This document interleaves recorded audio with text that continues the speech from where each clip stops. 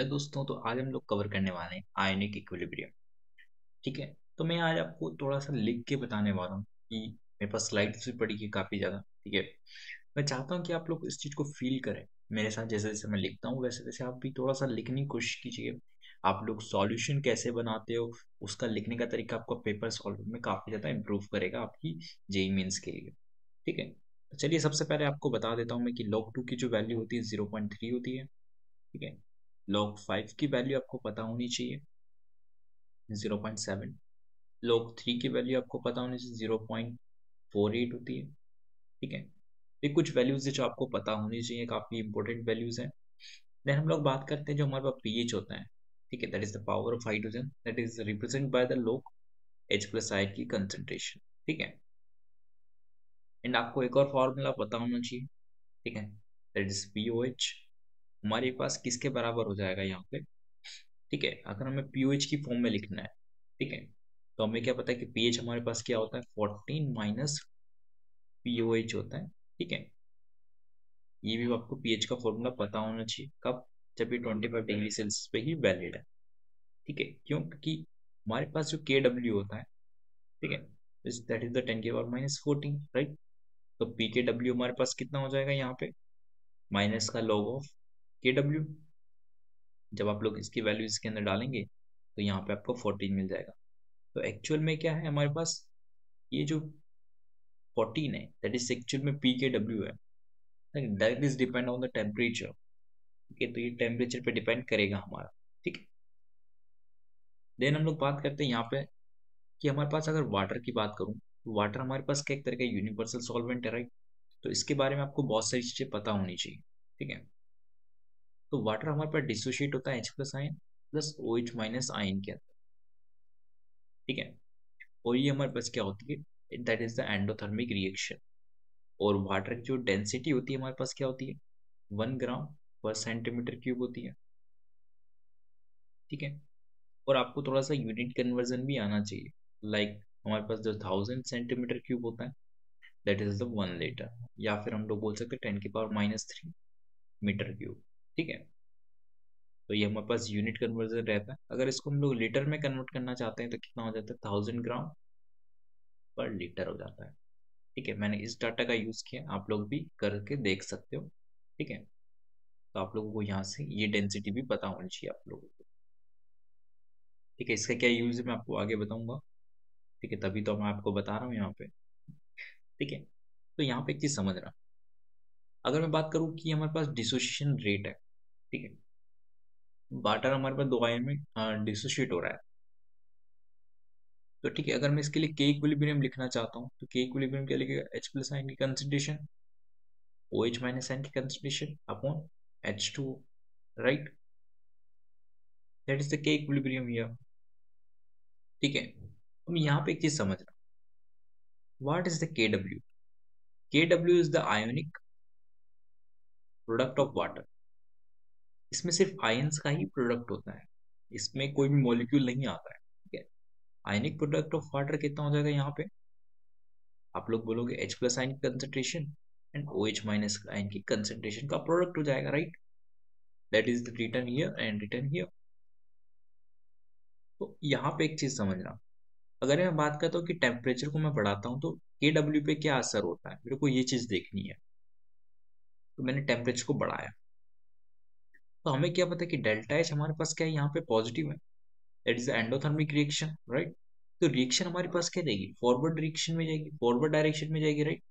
इस तरीके से अगर ये फॉरवर्ड डायरेक्शन में जाती है रिएक्शन, तो यानी कि हमारे पास यहाँ पे लीच-एटली प्रिंसिपल के हिसाब से क्या बोल सकते हैं, H प्लस आयन की concentration and OH minus ion की कंसंट्रेशन क्या हो जाएगी, बढ़ जाएगी। क्योंकि रिएक्शन क्या जा रही है, फॉरवर्ड डायरेक्शन में जाएगी, राइट। तो यानी कि हमारे पास के डब्ल्यू भी क्या हो जाएगा, फाइनली इंक्रीज हो जाएगा। क्योंकि हमारे पास के डब्ल्यू क्या है, तो इन दोनों का प्रोडक्ट ही तो है। अगर दोनों इंक्रीज कर रहे हैं एक साथ तो के डब्ल्यू भी क्या करेगा, इंक्रीज ही करेगा। तो यानी टेम्परेचर जैसे जैसे बढ़ाऊंगा तो के डब्ल्यू विल भी इंक्रीजिंग। ठीक है। और एक्चुअल डाटा के हिसाब से बताऊं तो हमारे पास जो 25 डिग्री सेल्सियस पे क्या रहता है, जो के डब्ल्यू रहता है, ठीक है, दैट इज 10 की पावर -14। ठीक है। और 80 डिग्री सेल्सियस, ठीक है, 80 to 90 डिग्री सेल्सियस हमारे पास जो के डब्ल्यू होता है 10⁻13 को टेंड कर जाता है, ठीक है। यानी कि हमारे पास यहाँ पे 10 टाइम्स इंक्रीमेंट देखने को मिलता है, ठीक है। 10⁻13 बड़ा होता है 10⁻14 से, पहली चीज तो ये चीज कंफर्म कर लेना अपने दिमाग में, ठीक है। तो ये क्या होता है, 10 टाइम्स इंक्रीज हो जाता है, ठीक है,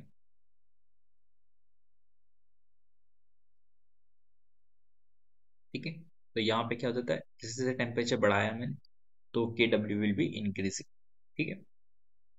चलिए बात करते हैं हम लोग अब यहाँ पे, तो अब हम लोग बात करते हैं यहाँ पे pH of the strong acid and strong base solution की, ठीक है। तो हम लोग वीक एसिड वीक बेस की बात करेंगे आगे चल के, बिल्कुल डेफिनेटली बात करेंगे, ठीक है। तो सबसे पहले हम लोग को समझना पड़ेगा कि strong acid and strong base, अगर हम लोग दो अलग अलग केसेस बना के बात करते हैं, उससे पहले हम लोग एक को समझने की कोशिश करते हैं, स्ट्रॉन्ग बेस के अंदर और स्ट्रॉन्ग एसिड के अंदर क्या क्या डिफरेंसेस आते हैं, ठीक है।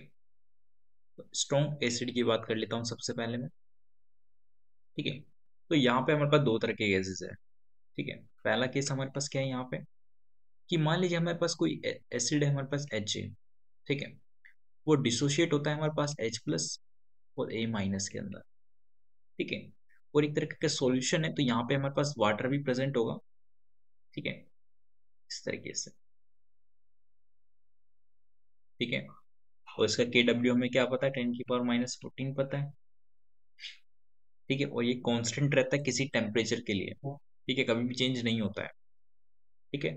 H+ आयन की कंसेंट्रेशन चेंज हो सकती है, OH- आयन की कंसेंट्रेशन चेंज हो सकती है, बट के W will remain the same, ठीक है। तो यहाँ पे चीज समझना, अगर H+ आयन की कंसेंट्रेशन हमारे पास दो केसेस हैं, अगर 10⁻6 से ज्यादा है, यानी कि हमारे पास H+ आयन की कंसेंट्रेशन क्या क्या हो सकती है, 10⁻5 हो सकती है, 10⁻4 हो सकती है, 10⁻3 हो सकती है, it that is greater than 10⁻6, right.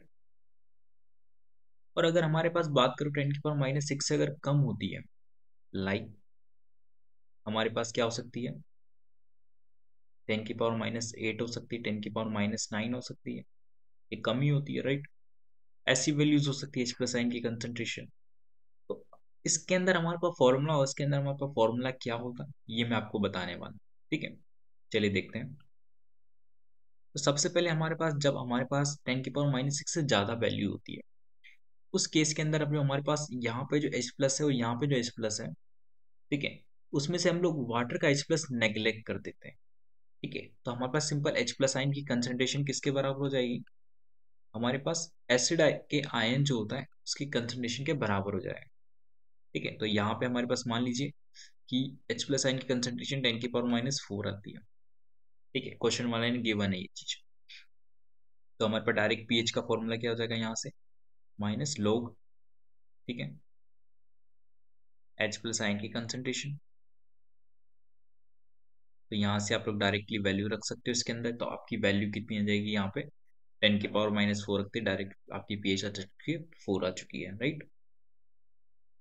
Then हम लोग सेकंड केस की बात करते हैं, अगर हमारे पास 10⁻6 से कम होती है, ठीक है, H+ आयन की कंसेंट्रेशन, देन हम लोग कैसे सॉल्व करेंगे, ठीक है। तो यहाँ पे एक चीज समझना, मैंने आपको बताया था के W will not be change, के डब्ल्यू कभी चेंज नहीं होता है, ठीक है।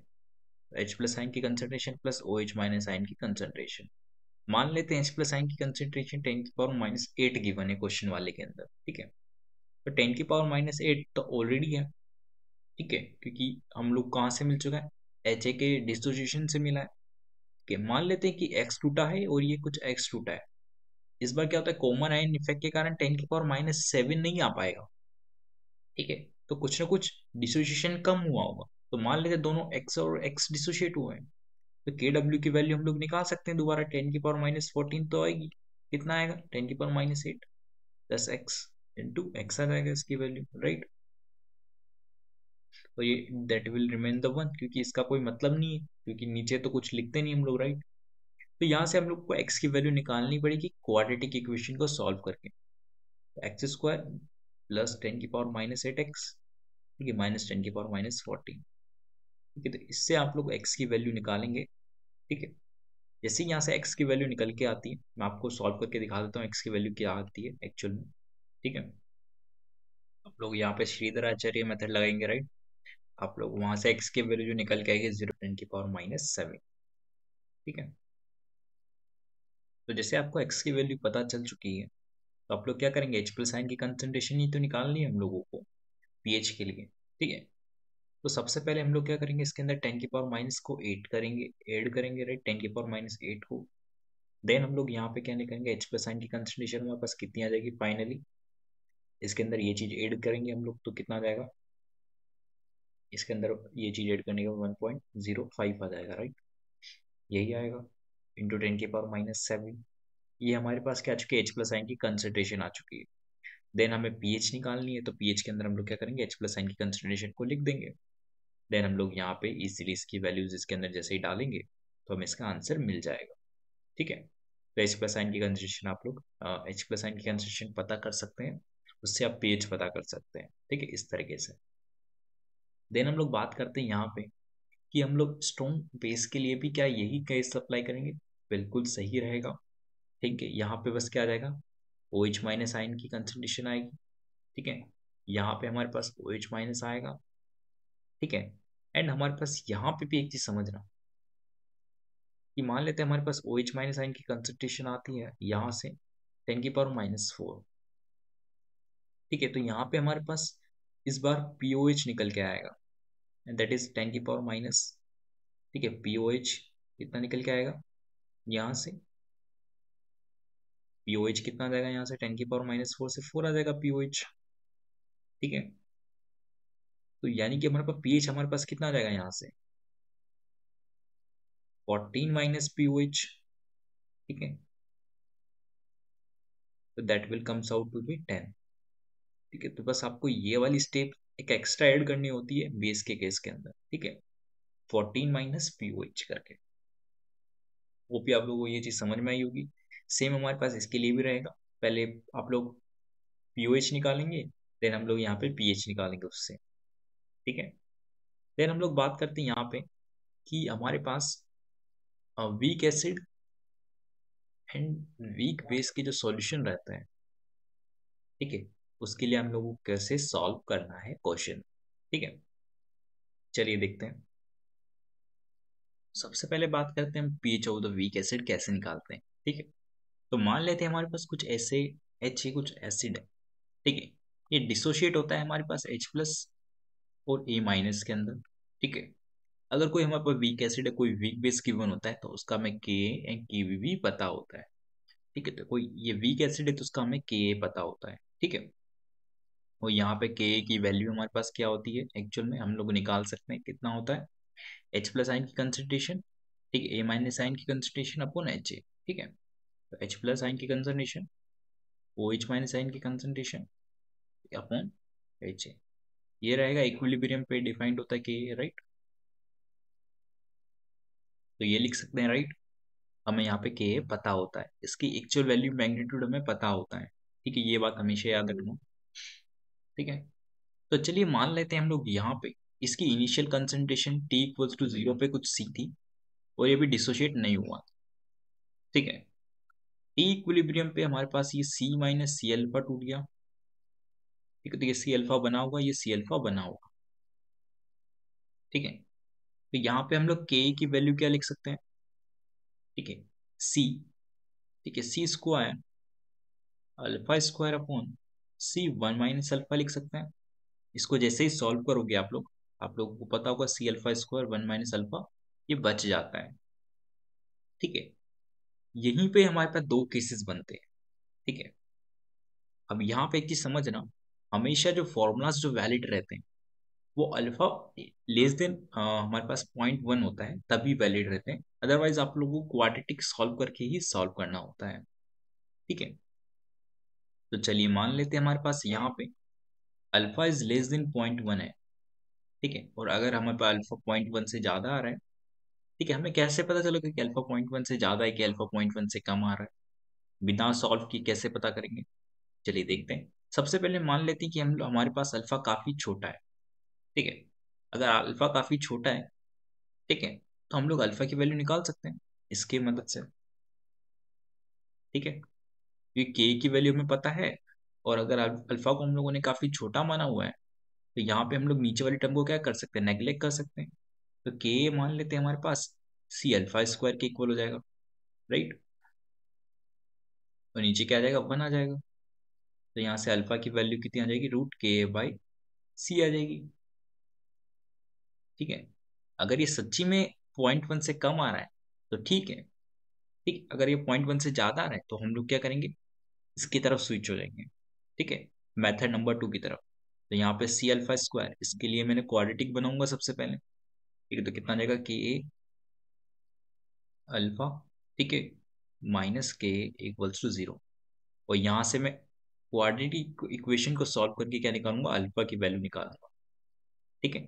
तो दोनों केस में मेरे को अल्फा पता चल चुके हैं, तीसरी बात समझ में आया। इसमें से कोई एक ही केस आपको गिवन होगा। तो आपको लोग अल्फा की वैल्यू निकाल चुके हैं। हमें तो क्या निकालना था, पीएच निकालना था यार असलियत में। तो पीएच हमारे पास किससे निकलेगा, एच प्लस आयन की कंसंट्रेशन से निकलेगा, राइट। एच प्लस आयन की कंसंट्रेशन से तो निकलेगा। तो यानी कि हमारे पास यहाँ पे एच प्लस आयन की कंसंट्रेशन कितनी है, हकीकत में सी अल्फा है। अल्फा हमें क्या पता है, इस केस के अंदर पता है, और इस केस के अंदर भी पता है। तो चलिए इस केस के अंदर बात कर लेता हूँ सबसे पहले मैं। तो हमारे पास एच प्लस आयन की कंसंट्रेशन कितनी हो जाएगी, यहाँ से सी इंटू अल्फा कितना है, ए अपॉन सी है। तो यहाँ से कितना आ जाएगा, रूट के ए इंटू सी हो जाएगा। और पीएच का फॉर्मूला क्या होता है हमारे पास, माइनस का लोग एच प्लस आयन की कंसंट्रेशन, ठीक है। तो यहाँ पे जैसे इसके अंदर मैं वैल्यू डालूंगा तो हमें क्या मिल जाएगा, माइनस का 1/2 लॉग के ए प्लस लॉग सी आ जाएगा इसका आंसर, ठीक है।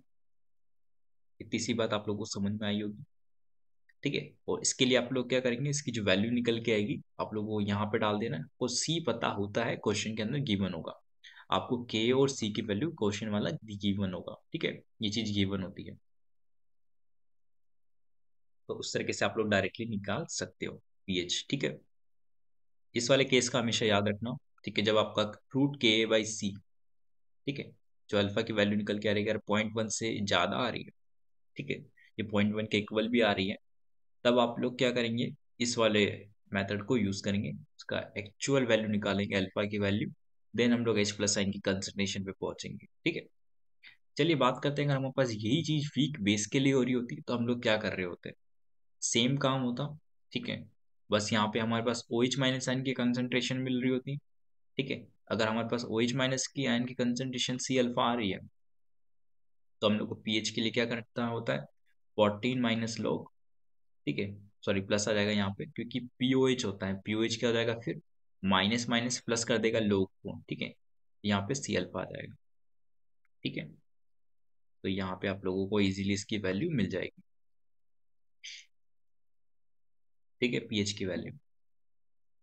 देन हम लोग बढ़ते हैं इस कुछ क्वेश्चंस की ओर जो कि इस पे बेस्ड रहेंगे। चलिए देखते हैं कि एक एक करके पीएच निकालनी है, ठीक है। तो सबसे पहला क्वेश्चन है हमारे पास, यहाँ पे 10⁻³ दे रखा है, वो भी HNO3 के लिए, ठीक है। तो हमारे पास ये क्या है, एक तो पहली चीज तो स्ट्रॉन्ग एसिड का केस है, ठीक है।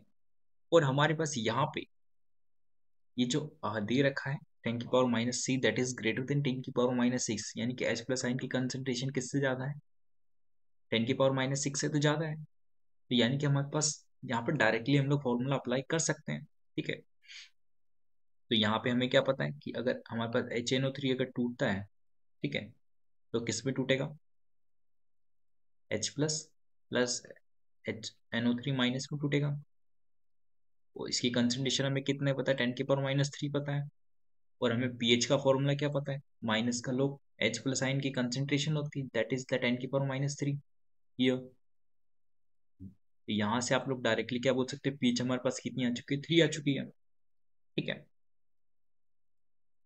फिर हम लोग बात करते हैं यहाँ पे, तो अब हम लोग बात करते हैं H2SO4 के केस के अंदर हमारे पास क्या हो रहा होगा, ठीक है। तो H2SO4 की बात करूं मैं, तो यहाँ पे H प्लस आयन की कंसंट्रेशन हमारे पास अगेन क्या है, 10⁻⁴ है, यानी कि 10⁻�6 से तो ज्यादा है, ठीक है। तो इस केस के अंदर सबसे पहले हम लोग उसका डिसोसिएशन लिखेंगे, ठीक है। उसका डिसोसिएशन कितना होता है, OH प्लस, ठीक है, प्लस ठीक है, कितना हो जाएगा यहाँ पे SO4 2 माइनस हो जाएगा। ठीक है, वो H प्लस आयन की कंसेंट्रेशन हमें कितने दे रखा है, 10⁻⁴ गिवन है। तो ये कितना हो जाएगा हमारे पास, 2 इंटू 10⁻⁴ हो जाएगा।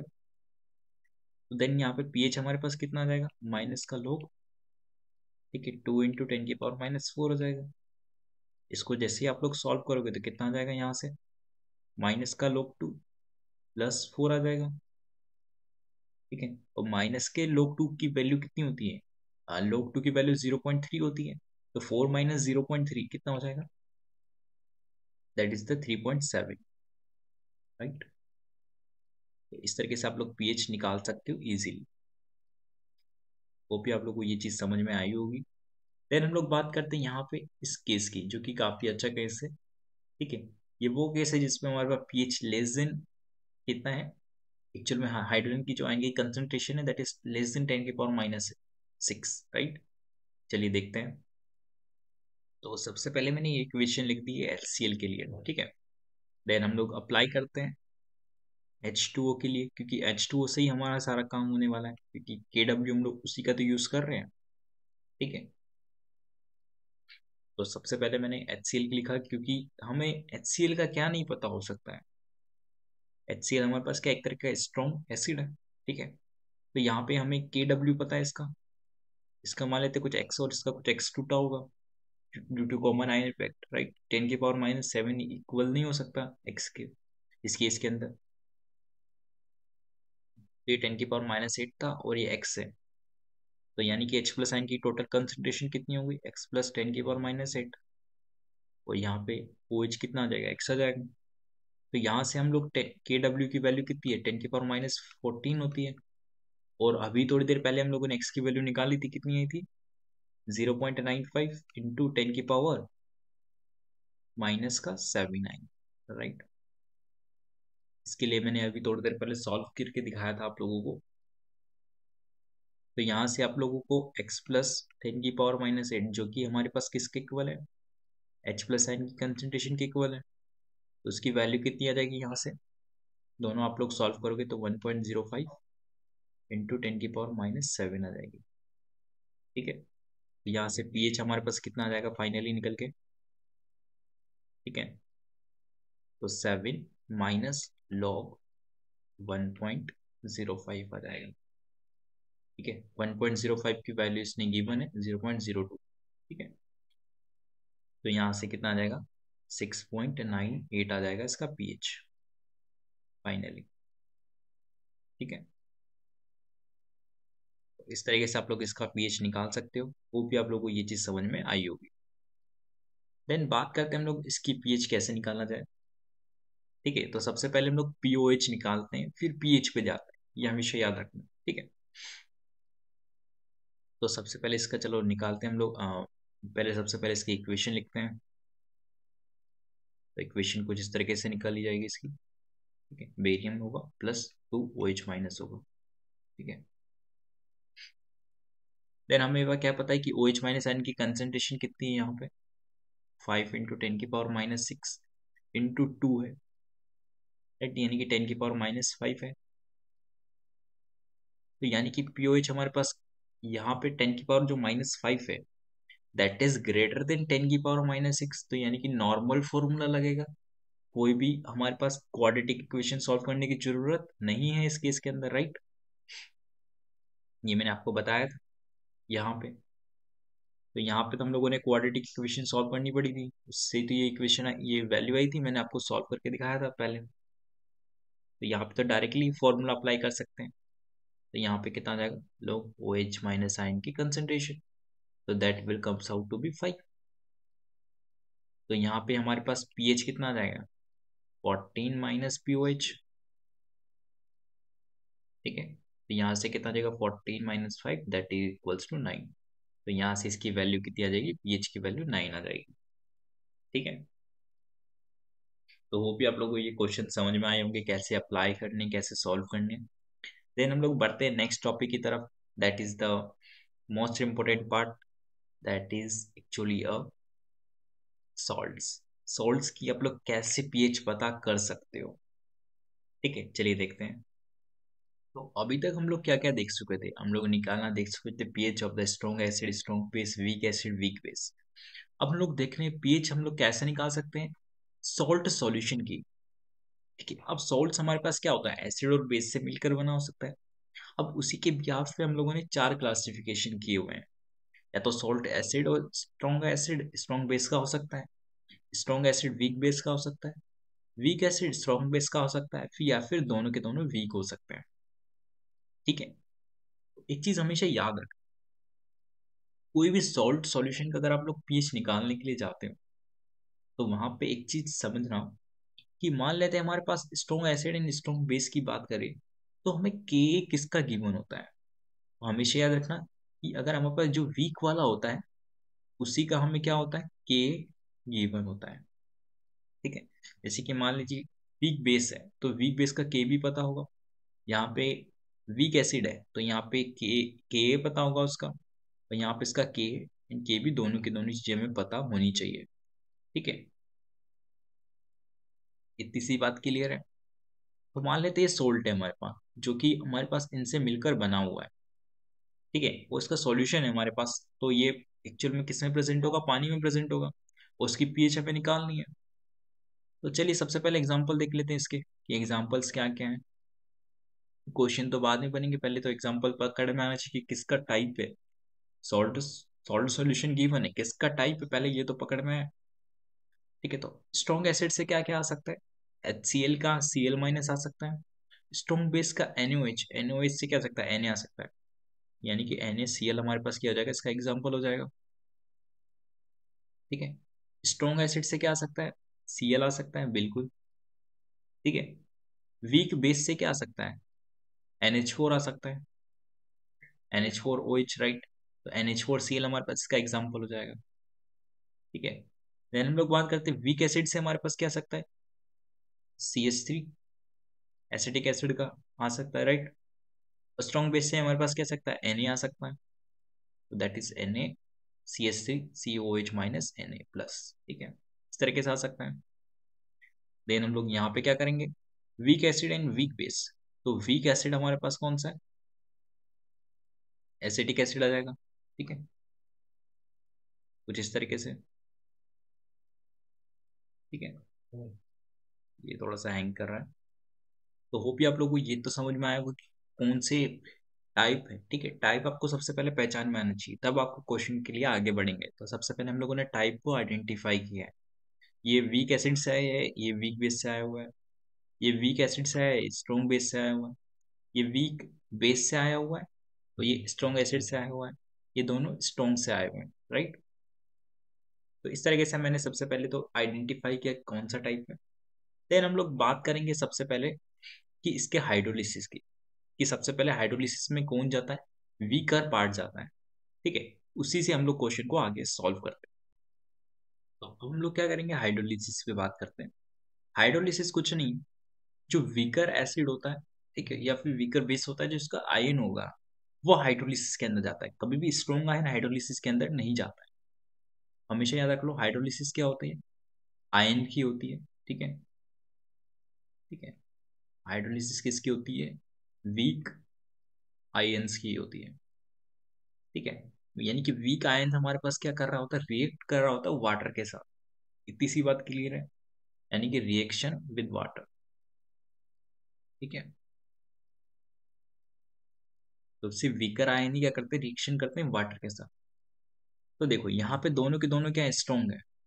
ठीक है, और हमें एक और चीज पता होनी चाहिए कि इसके लिए हमें कभी पीएच निकालने की जरूरत नहीं होती है। इसकी डायरेक्ट पीएच हमें 7 पता होती है। ठीक है, कोई भी स्ट्रॉन्ग एसिड या स्ट्रॉन्ग बेस का जो सॉल्ट होता है उसकी पीएच हमेशा 7 होती है, इसके लिए निकालने की जरूरत नहीं है। ठीक है, बात करते हैं इस केस की। ठीक है, तो weak acid sorry strong acid and weak base की बात करते हैं, तो इसको थोड़ा सा नेक्स्ट पेज पे देखते हैं। ठीक है,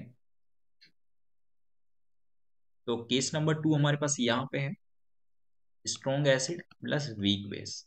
ठीक है, इसका एग्जाम्पल हम लोगों ने भी देखा, NH4Cl। ठीक है, तो इसके लिए क्वेश्चन वाला हमें क्या देगा, ये हमारे पास किससे आया है, वीक बेस से आया हुआ है। ये हमारे पास स्ट्रॉन्ग एसिड से आया हुआ है, राइट, सॉल्ट का पार्ट। तो यहाँ की हमें क्या देगा क्वेश्चन वाला, के बी गिवन होगा इस केस के अंदर। ठीक है, सेकंड चीज हम लोगों को यहाँ पे समझ में आनी चाहिए कि इसके लिए हम लोगों को क्या लिखना है, इसके पीएच निकालनी है। ठीक है, तो सबसे पहले हम लोगों को क्या पता होगा, सबसे पहले हम लोग क्या करेंगे कि ये हमारे पास एक क्या है, सॉल्ट है, उसका सॉल्यूशन में पड़ा हुआ है, तो इसमें क्या होगा, सबसे पहले हाइड्रोलिसिस देखने को मिलेगी, किसकी, वीकर पार्ट की। तो सबसे पहले हम लोग उसका हाइड्रोलिसिस कराएंगे। तो NH4 पॉजिटिव जो हमारे पास आयन होगा वो वाटर के साथ रिएक्शन करेगा।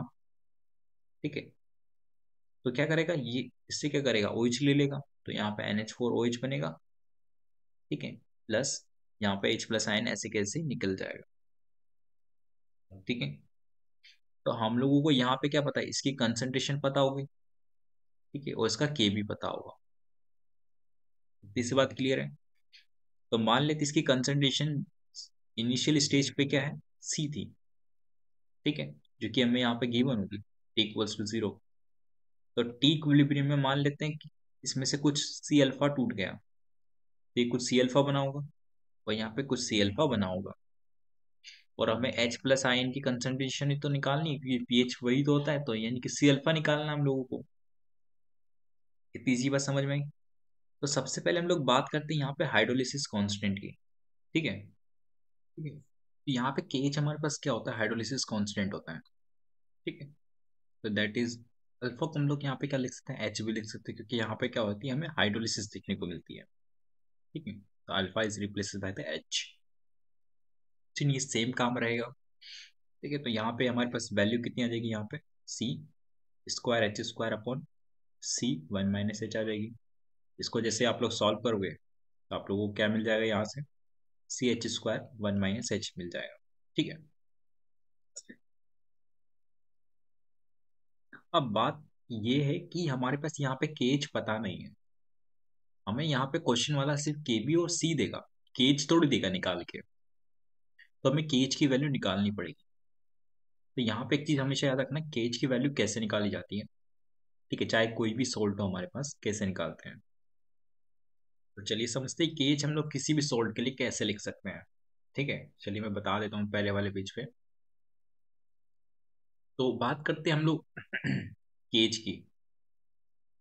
तो केज हमारे पास यहाँ पे कितना होगा, यहाँ पे कितना होगा, तो यहाँ पे केज कितना होगा। ठीक है,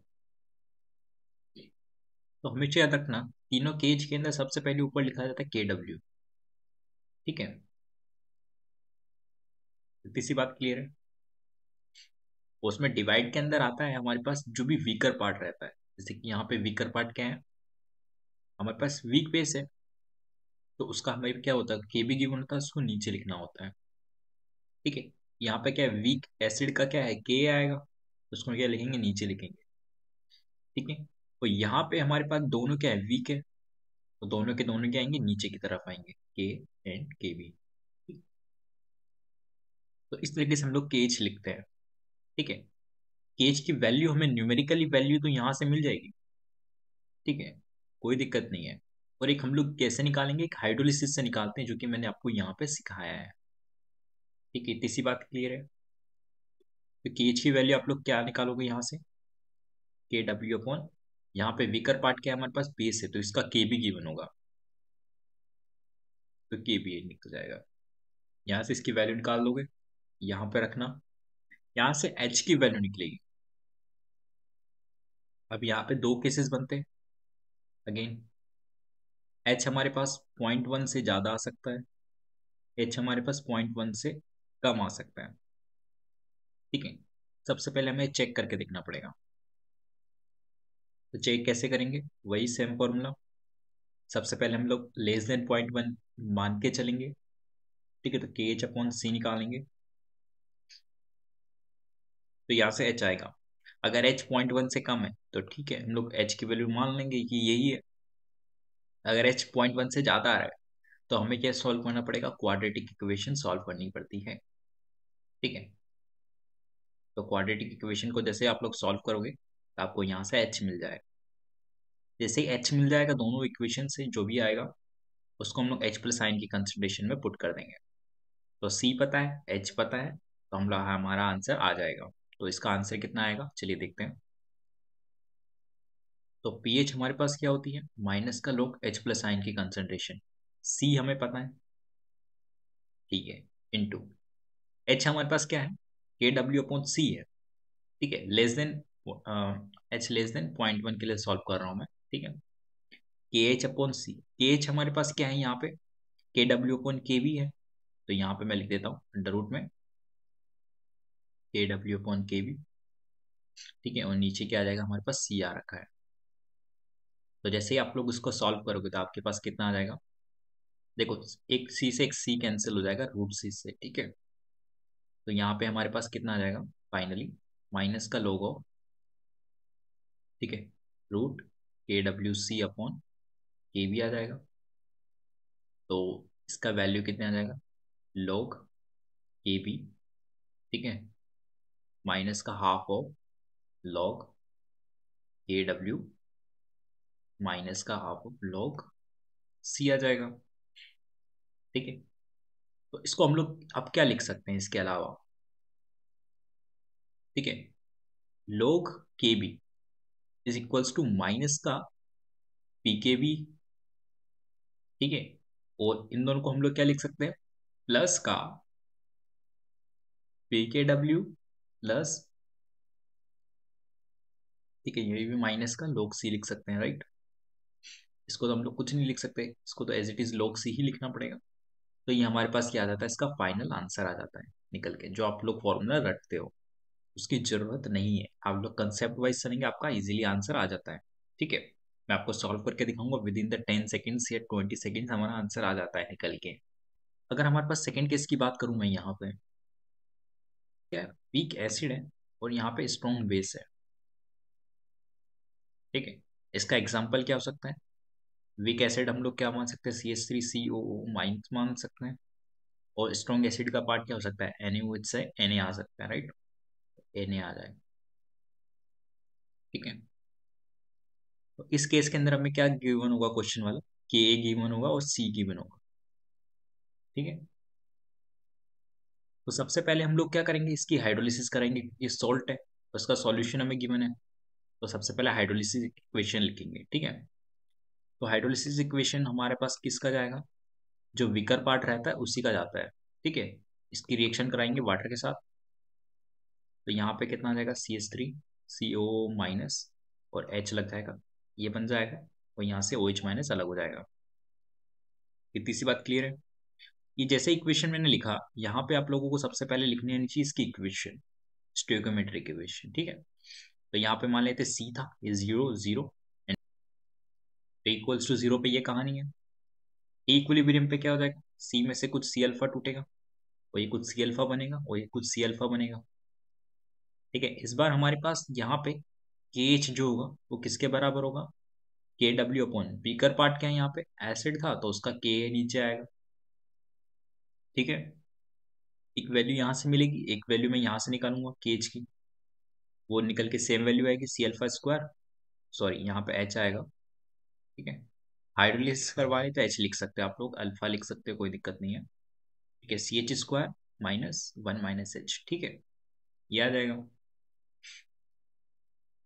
देन हम लोग यहाँ पे क्या निकालेंगे, एच की वैल्यू निकालेंगे, दो केसेस पॉसिबल है अगेन, ठीक है, एच इज लेस देन 0.1 और एच इज ग्रेटर देन 0.1।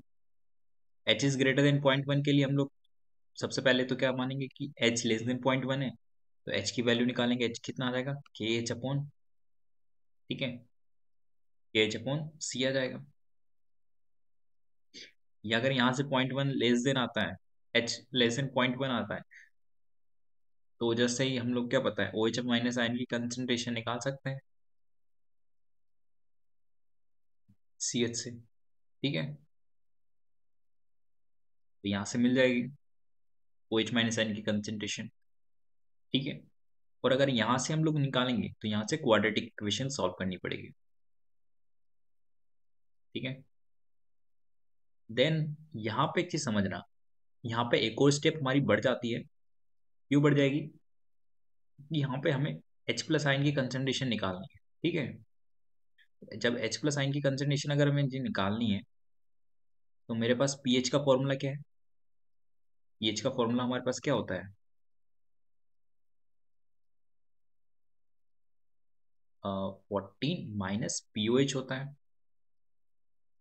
तो सबसे पहले मैं पीओएच निकालूंगा यहाँ से। पीओएच कितना आ जाएगा निकल के, पीओएच इक्वल्स टू माइनस का लोग OH ion, OH minus ion की कंसंट्रेशन, ओएच माइनस आयन की कंसंट्रेशन कितनी है, सी इंटू, यानी कि एच, एच हमारे पास कितना है यहाँ पे लेस देन 0.1 के लिए एच अपॉन के भी है कि के, सॉरी सी है यहाँ पे, ठीक है। तो जैसे मैं इसके अंदर वैल्यू रखता हूँ तो कितना आ जाएगा, रूट सी टाइम्स के एच हमारे पास कितना था, के डब्ल्यू अपॉन के। तो जस्ट मैंने यहाँ पे इसकी वैल्यू रखी है, ठीक है। तो यहाँ पे इसकी वैल्यू मैं निकाल देता हूँ, माइनस का log ऑफ, ठीक है, हाफ सी आ जाएगा, ठीक है पहला। दूसरा हमारे पास कितना आ जाएगा, माइनस का हाफ ऑफ log के डब्ल्यू आ जाएगा। फिर हमारे पास यहाँ पे कितना आ जाएगा, प्लस का हाफ ऑफ log के आ जाएगा, ठीक है। तो इसकी वैल्यू हमारे पास कितनी हो जाएगी यहाँ पे, ठीक है, यहाँ पे कितना जाएगा, हाफ ऑफ पी के डब्ल्यू हो जाएगा, ठीक है। और बाकी का हम लोग इसको क्या लिख सकते हैं, इसको लिख सकते हैं माइनस का हाफ ऑफ पी के डब्ल्यू, पी के ए, और यहाँ पे क्या लिख सकते हैं, माइनस का हाफ log सी लिख सकते हैं, ठीक है। आप लोगों को ये फॉर्मूला समझ में आया होगा, ठीक है। तो इस तरीके से ये फॉर्मूला डिराइव होता है। तो मैं उस टेबल के अंदर अपडेट कर देता हूँ इस चीज़ को, ठीक है, ताकि आप लोग इजीली याद कर सकते हो उस चीज़ को, ठीक है। तो यहाँ पे के एच हमारे पास कितना आया था, सी एच स्क्वायर 1 - एच आया था, ठीक है। यहाँ पे के एच हमारे पास सेम वैल्यू देगा, सी एच स्क्वायर 1 - एच, ठीक है। यहाँ पे एच प्लस आयन की कंसंट्रेशन हमारे पास सी एच थी, यहाँ पे ओ एच माइनस आयन की कंसंट्रेशन हमारे पास सी एच थी, ठीक है।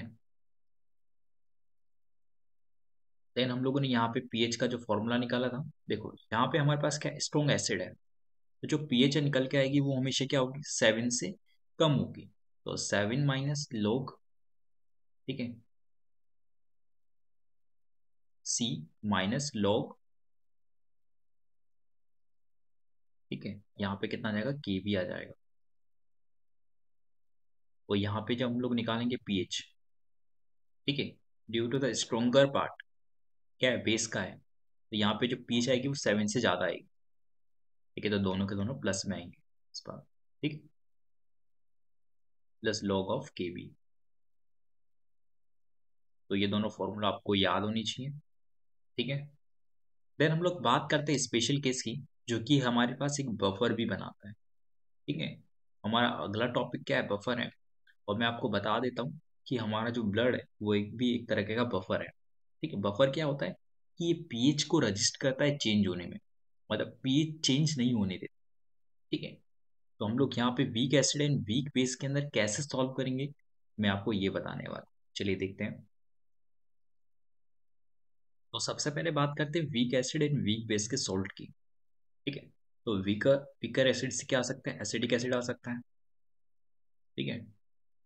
और यहाँ पे वीक बेस से क्या आ सकता है, NH4 पॉजिटिव आ सकता है, ठीक है। सबसे पहले हम लोगों ने एक एग्जाम्पल मान के चल रहे हैं, ठीक है। इसका हमें के भी पता होगा, के भी पता होगा, ठीक है।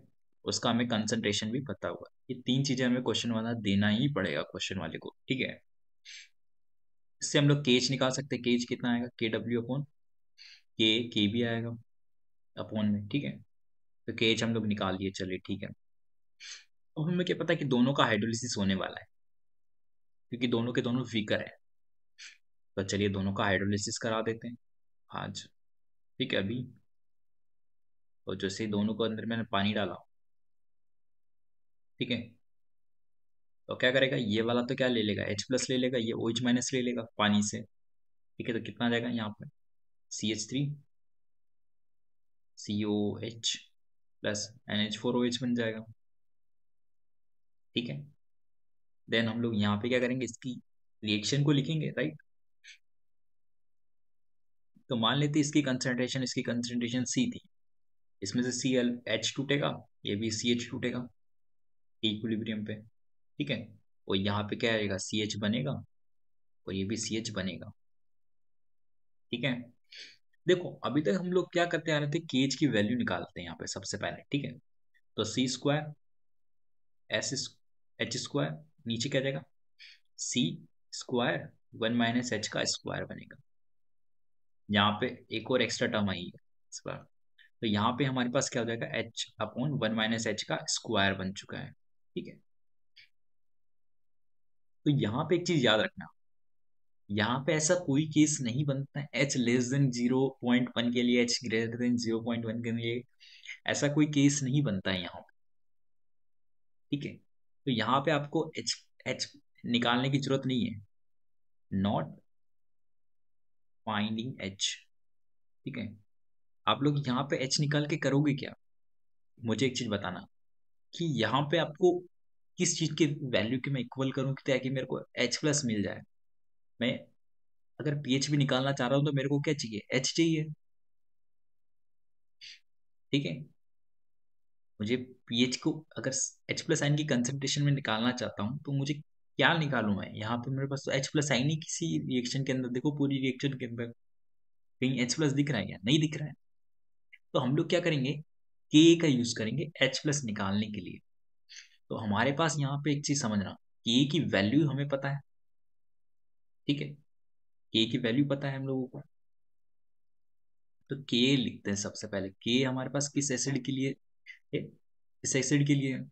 तो K हमारे पास क्या होता है, ये होता है, इस रिएक्शन के लिए डिफाइंड है K, ठीक है। चलिए ठीक है यार, बहुत बढ़िया, ठीक है। अब देखो इन दोनों की वैल्यू मुझे पता है, इसकी और इसकी वैल्यू पता है, इन दोनों की वैल्यू पता है, सॉरी। तो क्या मैं इसकी वैल्यू निकाल सकता हूँ, h+ की वैल्यू बिल्कुल निकाल सकता हूँ यार, क्यों नहीं निकालूंगा। तो यानी कि हमारे पास यहाँ पे इसकी वैल्यू कितनी है, इसकी वैल्यू देखते हैं, इसकी वैल्यू CH और इसकी वैल्यू कितनी है, C1 - h है। तो मुझे इसकी वैल्यू निकाल लेता हूँ, मान लेता हूँ इसकी वैल्यू x आ रही है, ठीक है। मुझे K पता है, क्वेश्चन वाला गिवन होगा K। तो सबसे पहले मैं क्या करूंगा, K की वैल्यू के इक्वल करूंगा इन इक्वेशन को, ठीक है। तो चलिए यहाँ पे मैं इक्वल कर देता हूँ, तो x, ठीक है, C1 - h upon CH equals to कितना आ जाएगा, हमारे पास K आ जाएगा, ठीक है।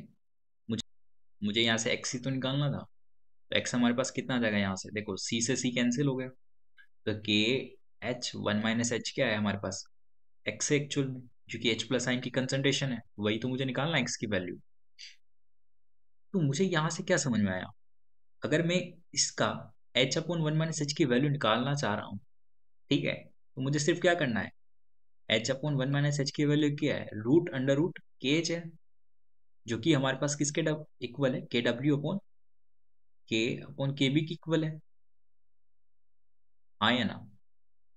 तो यानी कि हमारे पास यहाँ पे सबसे आसान तरीका हो चुका है h+आयन की कंसंट्रेशन निकालने का, यहाँ पे कोई लफड़ा नहीं है, +0.1 होना चाहिए कि लेस देन होना चाहिए कि ग्रेटर देन होना चाहिए, ऐसा कुछ भी नहीं है।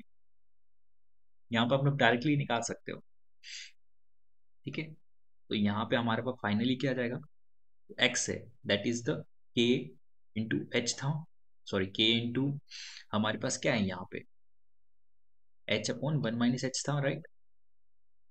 तो यहाँ पे k, इसकी वैल्यू √kw आई थी, ठीक है। तो k इंटू kw की वैल्यू, सॉरी kh आया था, तो kh की वैल्यू हम लोगों ने क्या लिखी थी यहाँ पे, kw/k,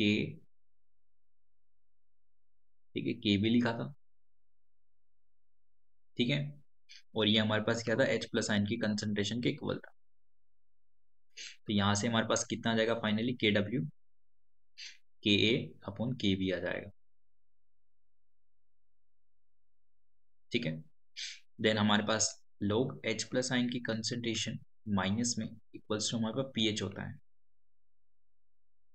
तो माइनस का log h+आयन की कंसंट्रेशन ये है, तो कितना आ जाएगा, ठीक है। मैं आगे हाफ ले लेता हूँ ताकि मैं यहाँ पे KW/Ka/Kb इजीली लिख सकूँ, तो माइनस का हाफ हो, ठीक है, log KW plus log KA minus का log KB लिख सकता हूँ, ठीक है। तो इस तरीके से आप लोग इसकी वैल्यू इजीली निकाल सकते हो। होप आप लोग को ये चीज़ समझ में आई होगी, ठीक है। देन हम लोग बात करते हैं यहाँ पे सबसे इजी टॉपिक की, ठीक है। इससे आप लोग इजीली वैल्यू निकाल सकते हो, ठीक है। इसमें कोई दोहराई वाली बात नहीं कि इसकी कैसे वैल्यू निकालनी है कैसे नहीं निकालनी है। मैं आपको निकाल के दिखा देता हूँ एक बार, ठीक है।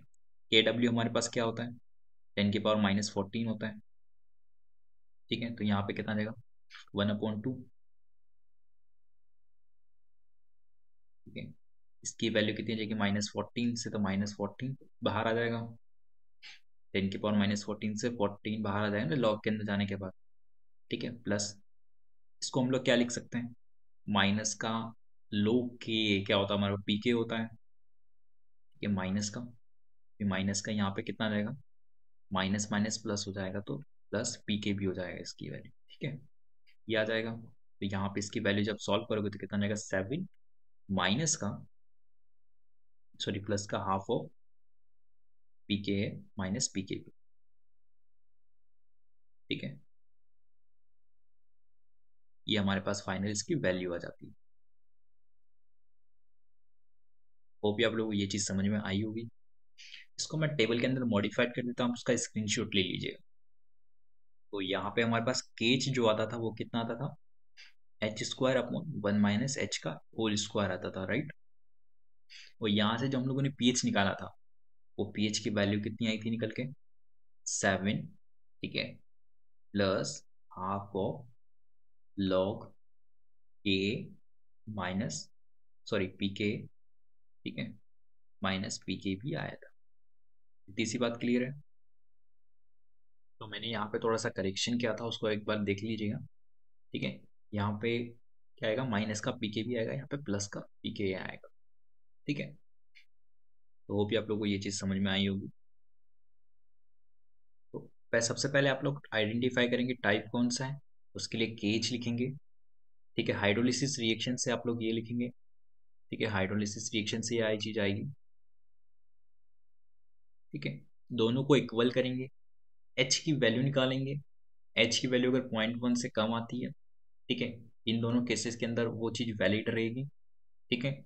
और इसके लिए वैल्यू तो पॉइंट डायरेक्टली पीच लिख सकते हो, इसके लिए आपके लिए कोई भी चीज़ अप्लाई करने की ज़रूरत नहीं है, ठीक है। एच के लिए 0.1 से ज़्यादा हो या 0.1 से कम हो, उसके लिए कोई दिक्कत लेने की ज़रूरत नहीं है, ठीक है। तो यहाँ पे एच हमारे पास अगर 0.1 से ज़्यादा आता है तो इसके लिए क्वाड्रेटिक इक्वेशन सॉल्व होगी, और एच लेस देन अगर 0.1 आता है तो डायरेक्टली आप लोग फॉरवर्ड मूव कर सकते हो उस वैल्यू के साथ, ठीक है।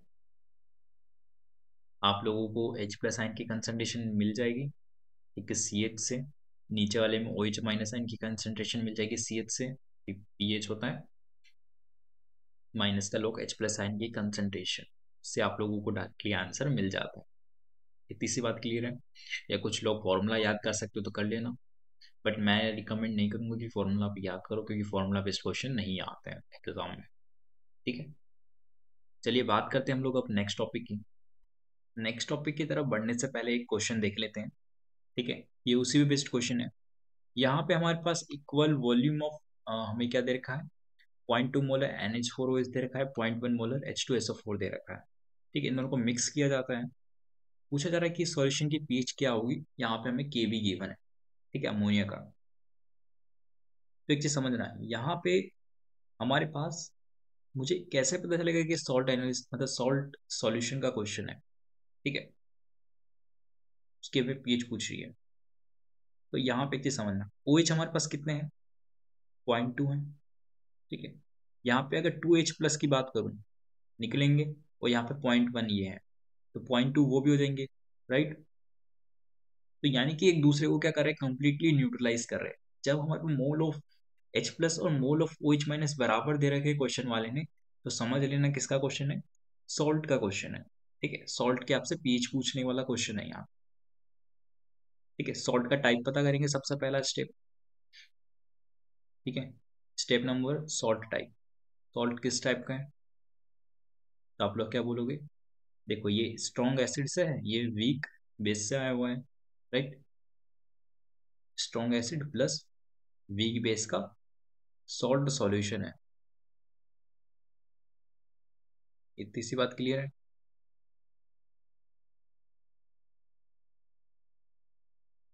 ठीक है। देन हम लोग सेकेंड स्टेप में क्या करेंगे, हाइड्रोलिसिस रिएक्शन लिखेंगे। ठीक है। स्टेप्स हमेशा याद रखना, क्या क्या करना है क्या क्या नहीं करना है क्वेश्चन सॉल्व करने के लिए।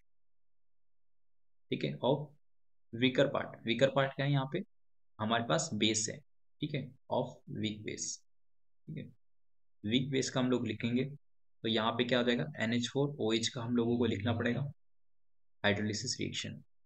ठीक है। तो इसके क्या लीजिएगी हमारे पास हाइड्रोलिसिस रिएक्शन, NH4OH। ठीक है। प्लस H प्लस आयन की कंसेंट्रेशन। ठीक है। इसकी कंसेंट्रेशन C मान लेते, इसकी जीरो, इसकी जीरो, इसकी zero, T equals to zero पे, T इक्वल्स टू इक्विलिब्रियम पे क्या आ जाएगा, C माइनस सी अल्फा। ठीक है। यहाँ पे कितने जगह सी अल्फा। हम लोग केज क्या जानते हैं पहले से, KW अपॉन जो भी वीकर रहता है उसका लिखा जाता है। वीकर हमारे पास क्या है, बेस है, तो के भी आएगा, जो कि हमारे पास यहाँ से कितना इक्वल है, CH² अपॉन 1 - H के इक्वल है। स्टेप्स आपको याद होनी चाहिए अच्छे तरीके से। अगली स्टेप हमारे पास क्या रहती है, मैं डायरेक्ट इसके अंदर क्या रखूंगा, वैल्यूज रखूंगा सबसे पहले। इसकी वैल्यूज कितनी आ जाएगी, 10⁻⁻14 अपॉन अपॉन के बी हमारे पास कितना है, 1.8 टू 10⁻⁻5। ठीक है। इक्वल्स टू सी हमारे पास यहाँ पे देखो, अमोनिया की कंसंट्रेशन कितनी है यहाँ पे, 0.2 है, तो 0.2 आएगा इंटू H² अपॉन 1 - H। तो एक चीज हमेशा याद रखना, देखो 10⁻⁻14 के ऑर्डर का है ये, और ये अगर आप लोग एच भी निकालते हैं ना यहाँ से, तो एच हमेशा 0.1 से छोटा ही आएगा। ठीक है। इतना आप लोग अपनी कैलकुलेशन के हिसाब से देख सकते हैं, 10⁻⁻14 और -5 -9। -9 को आप किसी से भी 10⁻⁻9 को अगर आप लोग अंडर रूट भी करते तो 10⁻⁻1 तक कभी नहीं पहुंच रहा है, तो एच यानी कि हमेशा लेस देन 0.1 है। ठीक है। ये तीसरी बात समझ में आई। तो एच लेस देन अगर 0.1 है तो हम लोग क्या करेंगे, हमें जैसे ही पता चला ये एच लेस देन 0.1 है, डायरेक्ट पीएच की तरफ पहुंचा, माइनस का लॉग, एच प्लस आयन की कंसंट्रेशन कितनी है यहाँ पे, सी अल्फा है, तो सी इंटू अल्फा। अल्फा में अल्फा की जगह क्या लिख देता हूँ, एच लिख देता हूँ यहाँ पे। ठीक है।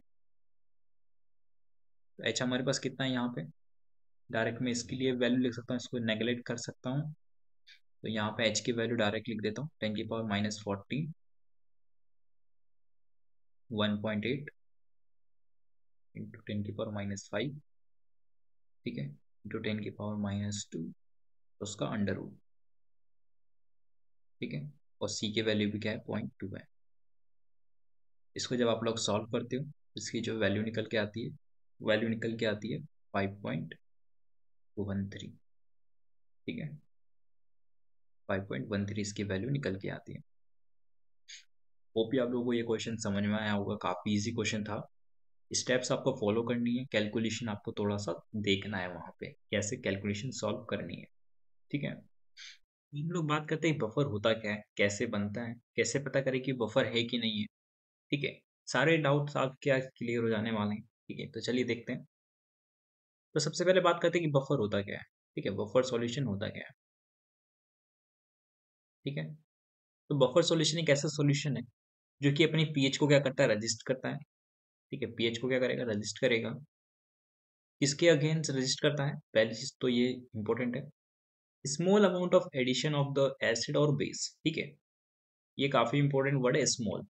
ऐसा नहीं है कि आप काफी सारा डाल रहे हो तब भी रजिस्ट कर रहा है, ऐसा नहीं होना चाहिए। स्मॉल अमाउंट ऑफ, ठीक है, एसिड और बेस। ठीक है। स्मॉल अमाउंट ऑफ एसिड और बेस अगर डालता हूँ तो उसकी पीएच को मिनिमाइजली चेंज होना चाहिए, काफी हल्का फुल्का चेंज होना चाहिए, इतना चेंज नहीं आना चाहिए ड्रास्टिकली। ठीक है। That is the buffer solution. ये तीसरी बात क्लियर है। तो अब हम समझते हैं कि बफर बनता कब है। ठीक है। तो चलिए तीन केसेस आपके सामने बना के दिखाता हूँ मैं। ठीक है। और आप खुद समझ आएंगे कि बफर कब बनेगा। मान लेते हैं हमारे पास यहाँ पे थोड़ी देर के लिए यहाँ पे वीक एसिड रखा हुआ है, ठीक है, तीनों बकेट के अंदर। और यहाँ पे हम लोग स्ट्रॉन्ग बेस का एडिशन कर रहे हैं, ठीक है। इतनी सी बात क्लियर है। जो हमारे पास वीक एसिड है यहाँ पे मान लीजिए 0.5 मोल है, ठीक है, और यहाँ पे भी हमारे पास 0.5 मोल है। तो क्या हो जाएगा, दोनों के बीच में क्या आ जाएगा, न्यूट्रलाइजेशन रिएक्शन हो जाएगी और सॉल्ट का फॉर्मेशन देखने को मिलेगा, ठीक है, of weak acid strong base का, ठीक है। इतनी सी बात क्लियर है। मान लीजिए हमारे पास ये 0.5 मोल है, ठीक है, और हमारे पास ये मान लीजिए 0.4 मोल ही बचे हैं, ठीक है। तो क्या हो जाएगा, 0.4 इससे रिएक्शन कर जाएगा। तो सबसे पहले तो 0.1 मोल हमारे पास क्या बचेगा, वीक एसिड बचेगा, ठीक है। और हमारे पास 0.4 मोल हमारे पास क्या हो जाएंगे यहाँ पे, हमारे पास इस केस के अंदर 0.4 मोल क्या हो जाए, सॉरी 0.4 मोल हमारे पास क्या हो जाएंगे इस केस के अंदर, वीक एसिड स्ट्रॉन्ग बेस का सॉल्ट हो जाएगा, ठीक है। तो जो इस तरह के सॉल्यूशंस होते हैं जहाँ पे हमारे पास वीक एसिड एक्स्ट्रा बच रहा है और हमारे पास उसका एक सोल्ट बन जा रहा है, ठीक है, वीक एसिड स्ट्रॉन्ग बेस का जो सोल्ट बन जा रहा है, ठीक है, इस मिक्सचर को हम लोग बोलते हैं बफर, ठीक है। बफर सॉल्यूशन इसी को हम लोग बोलते हैं, ठीक है। इतनी सी बात क्लियर है। अगर मान लीजिए हमारे पास इसमें कंडीशन क्या है कि हमारे पास वीक एसिड हमारे पास ज़्यादा होना चाहिए वीक सॉरी स्ट्रॉन्ग बेस के कंपैरिजन में, ठीक है। मान लेते हैं कि हमारे पास ये वाला क्वांटिटी ज़्यादा हो गया, 0.5 मोल ये मान लेते हैं एक बार, और 0.4 मोल ये मान लेते हैं, ठीक है। जैसे इसका रिवर्स केस, उस केस में क्या होगा इतनी समझना, ठीक है। तो इस बार हमारे पास क्या हो जाएगा, 0.4 मोल, 0.4 मोल हमारे पास इस बार क्या बनेगा, यहाँ पे वीक एसिड स्ट्रॉन्ग बेस का सोल्ट बनेगा, राइट। दूसरा हमारे पास क्या बनेगा, यहाँ पे 0.1 मोल का स्ट्रॉन्ग बेस रहेगा। तो यहाँ पे क्या होगा, एक चीज समझना, जो पीएच हम लोग निकालते हैं डायरेक्ट बेस के हिसाब से निकालते हैं, इसका यहाँ पे कोई भी रोल नहीं रहेगा। स्ट्रॉन्ग बेस अगर हमारे पास किसी सॉल्ट के अंदर डाला जाए, ठीक है, या कोई भी स्ट्रॉन्ग एसिड अगर किसी सॉल्ट के अंदर प्रेजेंट होता है, ठीक है, अलग से अगर एक्स्ट्रा बच जाता है, भला कितना भी बचे, सिर्फ वही हमारे पास पीएच को डिसाइड करता है, बाकी का जो सॉल्ट वाला पार्ट होता है वो कुछ भी डिसाइड नहीं करता है। जबकि अगर हमारे पास वीक एसिड बचता है तो उससे हमारे पास क्या होता है, सॉल्ट के साथ बफर का सॉल्यूशन बन जाता है। इतनी सी बात क्लियर है। और जो यहाँ पे वीक एसिड होता है उसी का ही हमारे पास क्या होना चाहिए, कॉन्जुगेट बेस होना चाहिए, ठीक है, तभी बफर सॉल्यूशन बनता है। ये हमेशा याद रखना। तो this is the condition for the forming of the buffer solution, ठीक है। तो बफर सॉल्यूशन हमारे पास तीन तरह के हैं, चलिए देखते हैं। तो बफर सॉल्यूशन हमारे पास तीन तरह के हैं, राइट। पहला तरीका एसिडिक बफर बनाने का, ठीक है।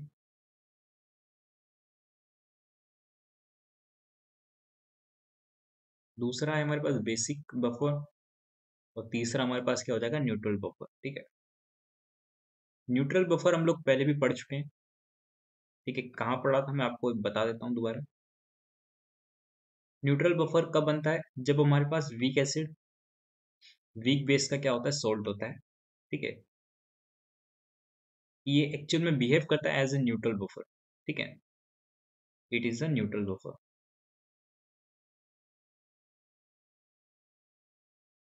ठीक है। It is a neutral buffer. और इसका पीएच निकालने का तरीका मैंने आपको बताया था। इसका पीएच का फॉर्मूला आपको डायरेक्ट याद होना चाहिए, 7 plus half of pK minus PK,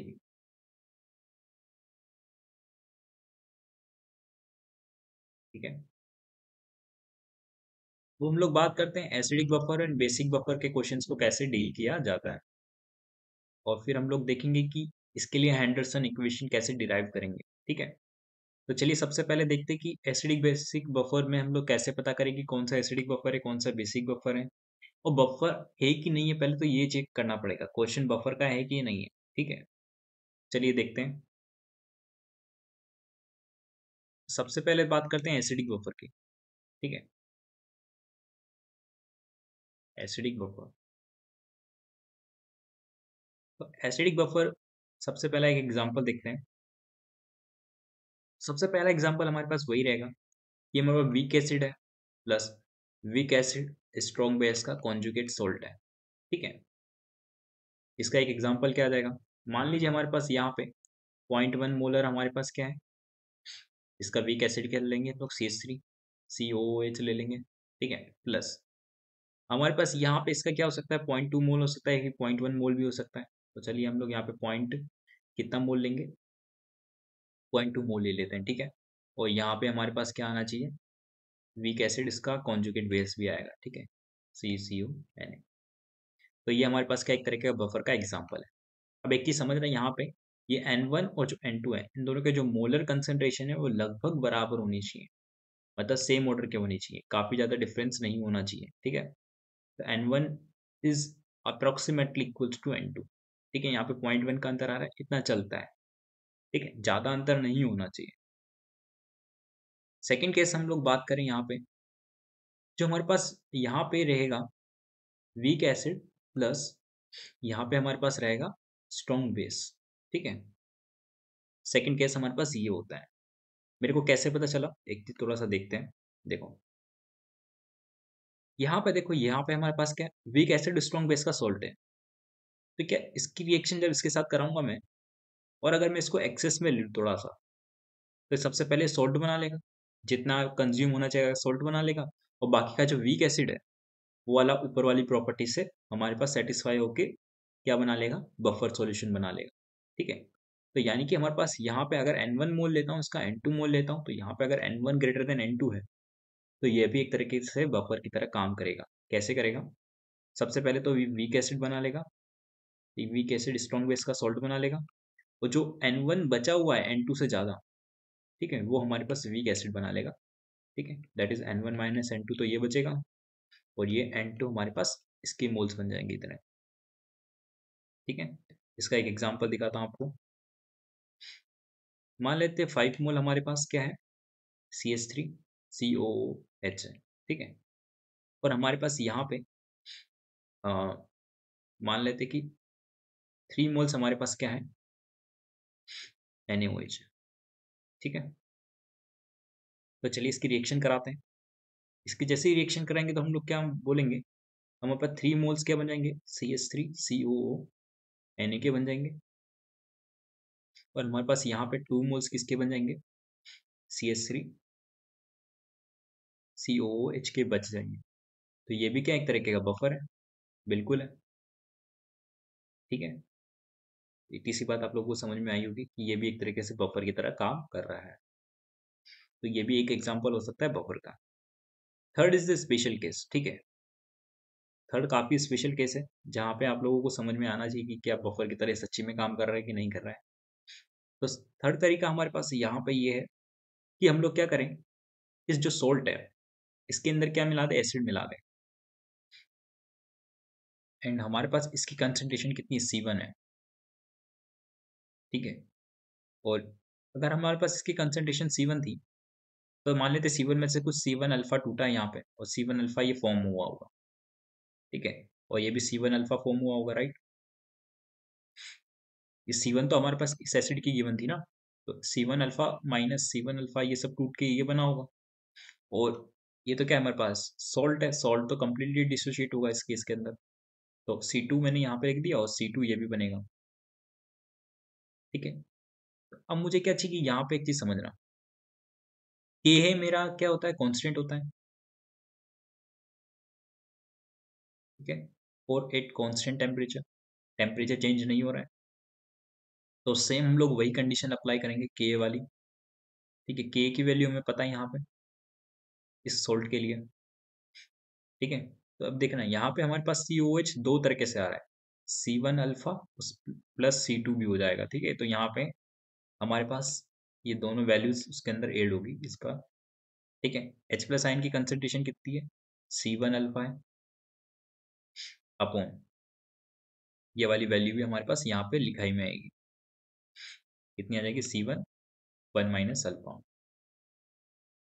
hope ही आप लोगों को ये चीज़ समझ में आई होगी। तो के की वैल्यू यहाँ से निकल के कितनी आ जाएगी फाइनली। अब देखना यहाँ पे हम लोग अजम्पशंस लेते हैं क्या क्या, कि हमारे पास जो C1 अल्फा है वो काफ़ी छोटा होगा 1 से, ठीक है। तो यानी कि हमारे पास यहाँ पे अल्फा काफ़ी छोटा होना चाहिए 1 से। C1 डज नॉट कि हम लोग C1 के बारे में कुछ नहीं बोल सकते, बट हम अल्फा के बारे में बोल सकते हैं। अगर अल्फा काफ़ी 1 से छोटा है तो C1 अल्फा भी काफ़ी 1 से छोटा होगा, ठीक है। तो यहाँ पे हम लोग क्या लिख सकते हैं, इसकी जगह पे, पूरी की जगह पे C2 लिख सकते हैं, और C1 से C1 कैंसिल हो जाएगा और नीचे वाली टर्म को 1 लिख सकते हैं। तो यहाँ पे कितना आ जाएगा, C2 अल्फा हो जाएगा इसकी जगह पे, ठीक है। तो अल्फा की वैल्यू कितनी आ जाएगी, K/C2 आ जाएगी। इतनी सी बात आप लोगों को समझ में आई होगी, ठीक है। लेकिन हमें क्या पता है यहाँ पे H प्लस आयन की कंसंट्रेशन कितनी है हमारे पास, C1 अल्फा है, राइट। तो अल्फा की वैल्यू मैं यहाँ पे डाल सकता हूँ C1 इंटू अल्फा, हमारे पास क्या K/C2 है, तो K/C2। तो ये H प्लस आयन की कंसंट्रेशन हो गई हमारे पास फाइनली। देन हम लोग क्या करेंगे, सिंपल पीएच के अंदर रख देंगे इसकी वैल्यू। पीएच हमारे पास क्या होता है, माइनस का log of H plus ion की कंसंट्रेशन। जैसे आप लोग इसके अंदर वैल्यूज रखोगे तो आप लोगों को इसकी वैल्यू क्या मिल जाने वाली है, यहाँ पे log ऑफ, ठीक है, माइनस का C1 Ka/C2। इससे आपको डायरेक्टली हैंडरसन इक्वेशन इसकी मिल जाती है, ठीक है। आप लोग चाहो तो याद कर सकते हो या फिर इस कंसेप्ट के थ्रू भी निकाल सकते हो, ठीक है। आपको कंसेप्ट ज़्यादा काम आएगा वहाँ पे, आप लोग याद करना कि इस मेथड से चलें, ठीक है। हो सकता है कि आपका यहाँ पे अजम्पशंस वहाँ पे अप्लाई नहीं कर पाओ कि अजम्पशन कैसे अप्लाई करना है, तो ठीक है। तो आप लोगों को अगर ये चीज़ आती है लिखना, मैंने कैसे लिखा, सबसे पहले मैंने क्या किया, इस इक्वेशंस को लिखा, जो कॉमन था उसमें कॉमन वाला ऐड किया, के इक्वल किया, ठीक है। के सॉल्व किया तो अल्फा निकला। अल्फा को मैंने H प्लस आयन की कंसंट्रेशन में डाला, फिर मैंने पीएच के अंदर फॉर्मूले में डाल दिया, ठीक है। तो ये हमारे पास एसिडिक बफर को सॉल्व करने का तरीका था, यहाँ से यहाँ तक, ठीक है। देन हम लोग बात करते हैं कि बेसिक बफर को कैसे सॉल्व किया जाता है, ठीक है। तो बेसिक बफर के लिए हमारे पास वीक बेस स्ट्रॉन्ग एसिड का हमारे पास क्या होता है, सॉल्ट होता है, राइट।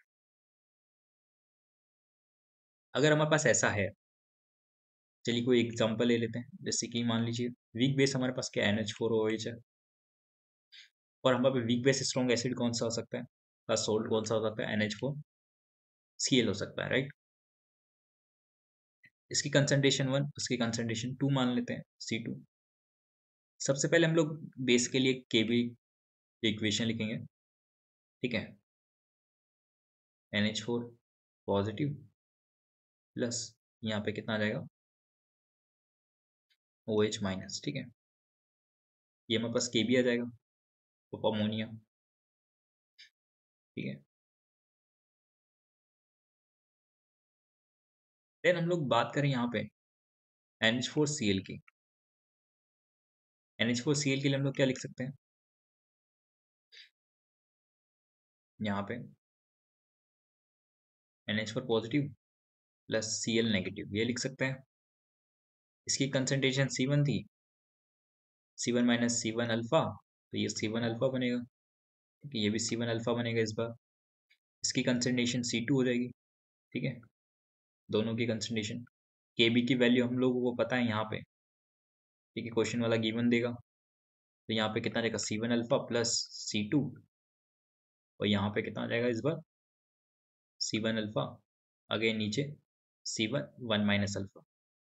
सेम केस यहाँ पे बनेगा, बस Kb की वैल्यू हमारे पास क्या आ जाएगा, C2 अपॉन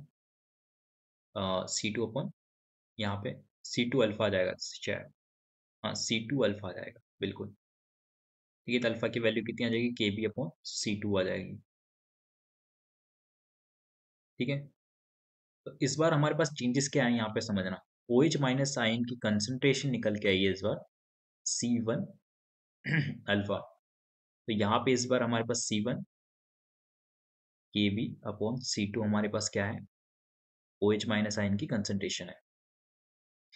इतनी सी बात समझ में आई। देन हम लोग यहाँ पे पीएच का जो फॉर्मूला लिखेंगे वो क्या लिखेंगे, 14 माइनस लॉग, ठीक है, प्लस का आ जाएगा, लॉग के अंदर लिखते हैं तो होगा, तो यहाँ पे कितना आ जाएगा, OH माइनस आयन की concentration that is the C1 Kb upon C2, ठीक है। तो ये हमारे पास फॉर्मूला रहेगा पीएच का। इसको हम लोग हैंडरसन इक्वेशन बोल सकते हैं for the buffer solution of the basic buffer solution, ठीक है।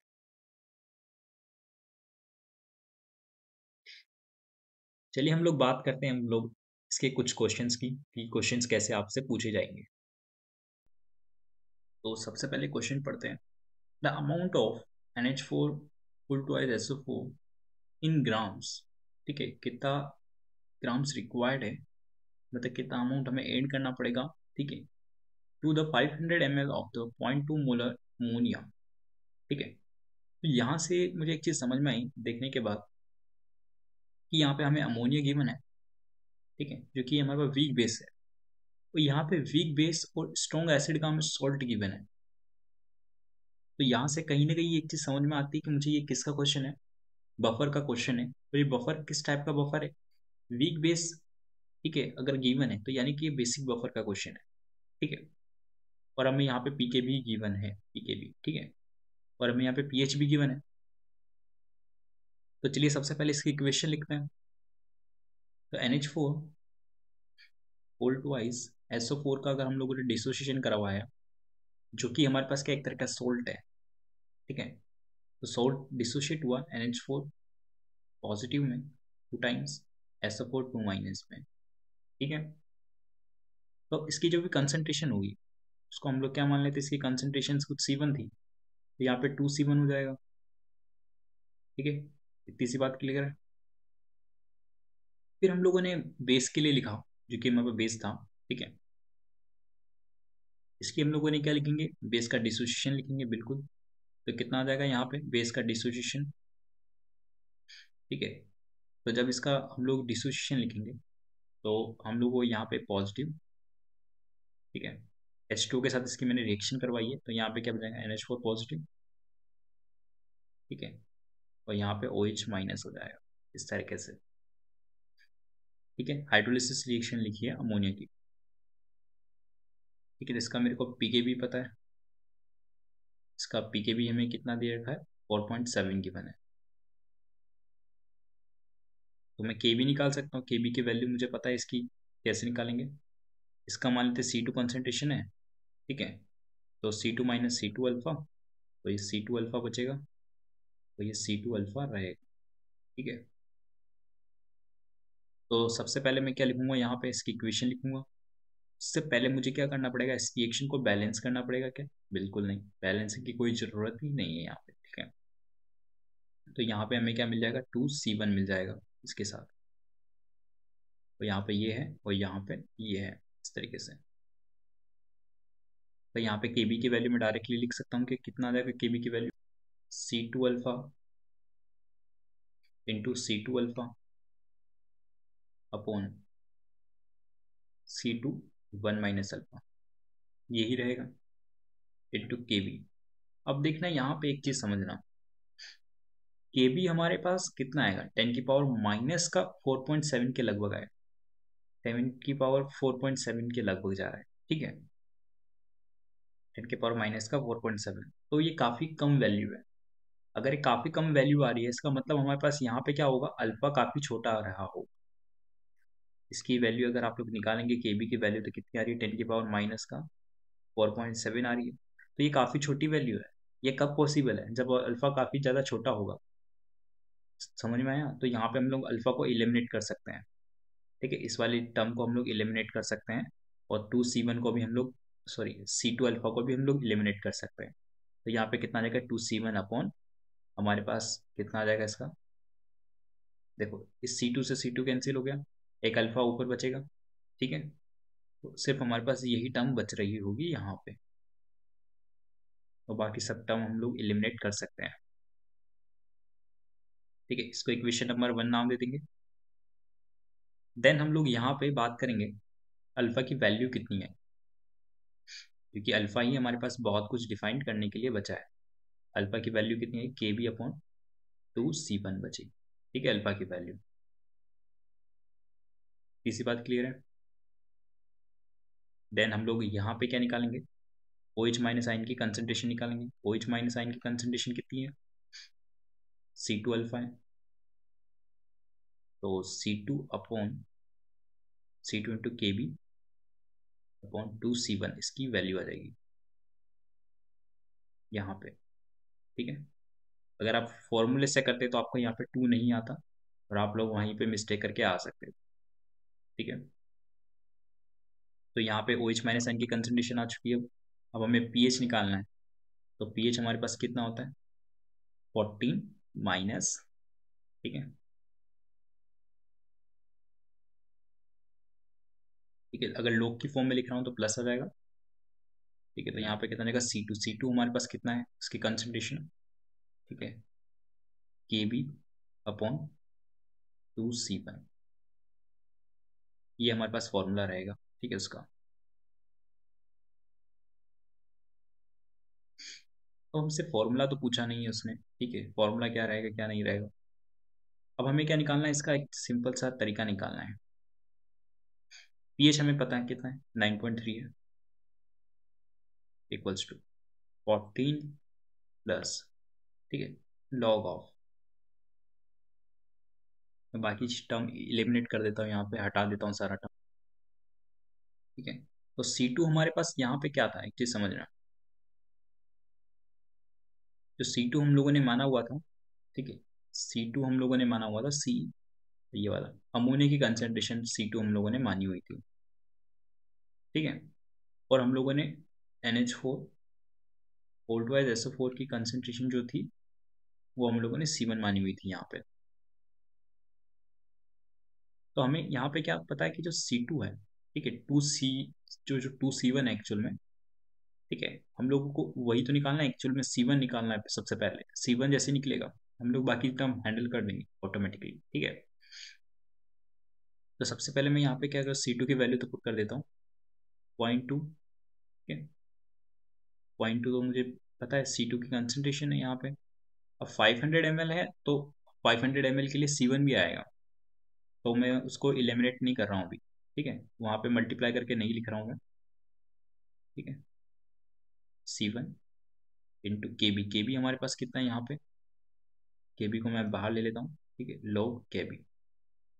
लोग के बी हमारे पास क्या होता है, माइनस का पी के बी होता है। ठीक है, तो इसकी जगह मैं क्या लिख सकता हूँ, माइनस का पी के बी लिख सकता हूँ, तो माइनस का पी के बी कितना आ जाएगा, माइनस का 4.7।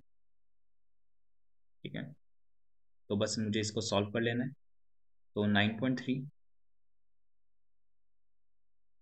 Equals to 9.3 plus log 0.2 upon 2c1, ये आ जाएगा। ठीक है, तो 9.3 से 9.3 कैंसिल हो गया, यानी कि अगर ये 0 के इक्वल आ रहा है तो यानी कि अंदर क्या होना पड़ेगा, लॉग के अंदर 1 आना पड़ेगा। तो इनकी 0.1 हमारे पास किसके बराबर आ गया, C1 के बराबर आ गया यहाँ से। तीसरी बात क्लियर है। तो चलिए देखते हैं अब यहाँ पे 0.1 तो आ चुका है हमारे पास। अब 0.1 हमारे पास क्या है, 500, इसके मोल्स निकालते हैं सबसे पहले तो। ठीक है, तो मोल्स हमारे पास क्या होता है, इसका मोल्स कितना आ जाएगा, 0.1, तो इसका क्या आ जाएगा, मोलरिटी है, इंटू इसका वॉल्यूम कितना है, 500 ml है, तो 500 ml के लिए कितना करेंगे, 5/10 हो जाएगा इसके लिए। ठीक है, तो यानी कि 0.5 हो जाएगा, राइट। तो यानी कि हमारे पास मोल्स कितने आ गए यहाँ से निकल के, 0.05 मोल्स इसके आ चुके हैं। ठीक है, वो इसका मोलर मास निकालना है, सॉरी अमाउंट ऑफ मास निकालना है, अमाउंट कितना है इसका, तो इसको क्या करेंगे हम लोग, मोलर मास से मल्टीप्लाई कर देंगे, राइट। तो मास रिक्वायर्ड,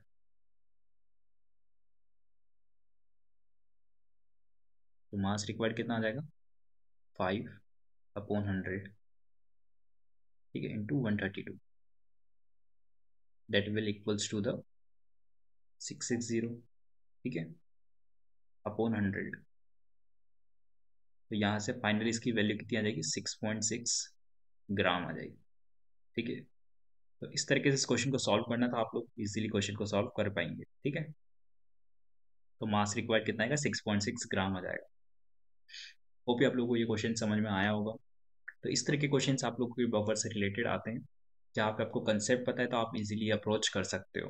ठीक है, विदाउट मिस्टेक्स। ठीक है, अगर आप फॉर्मूले के अकॉर्डिंग चलते हो तो आप काफ़ी सारे मिस्टेक्स कर सकते हो, जो कि अनअवॉइडेबल रहेगी, आपको समझ में नहीं कि कहाँ मैंने गलती की है। क्योंकि अगर आपको डेरिवेशन नहीं पता है तो फिर ये क्वेश्चन आप लोग हाथ भी नहीं लगा सकते और आपको गलत आंसर भी आएगा इतना टाइम वेस्ट करने के बाद।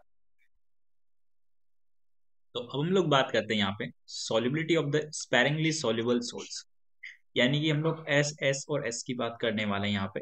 ऐसे सोल्स जो कि स्लाइटली क्या होते हैं, डिजोल्व होते हैं वाटर के अंदर। इसका मतलब क्या है, स्लाइटली। ठीक है, dissolve in water.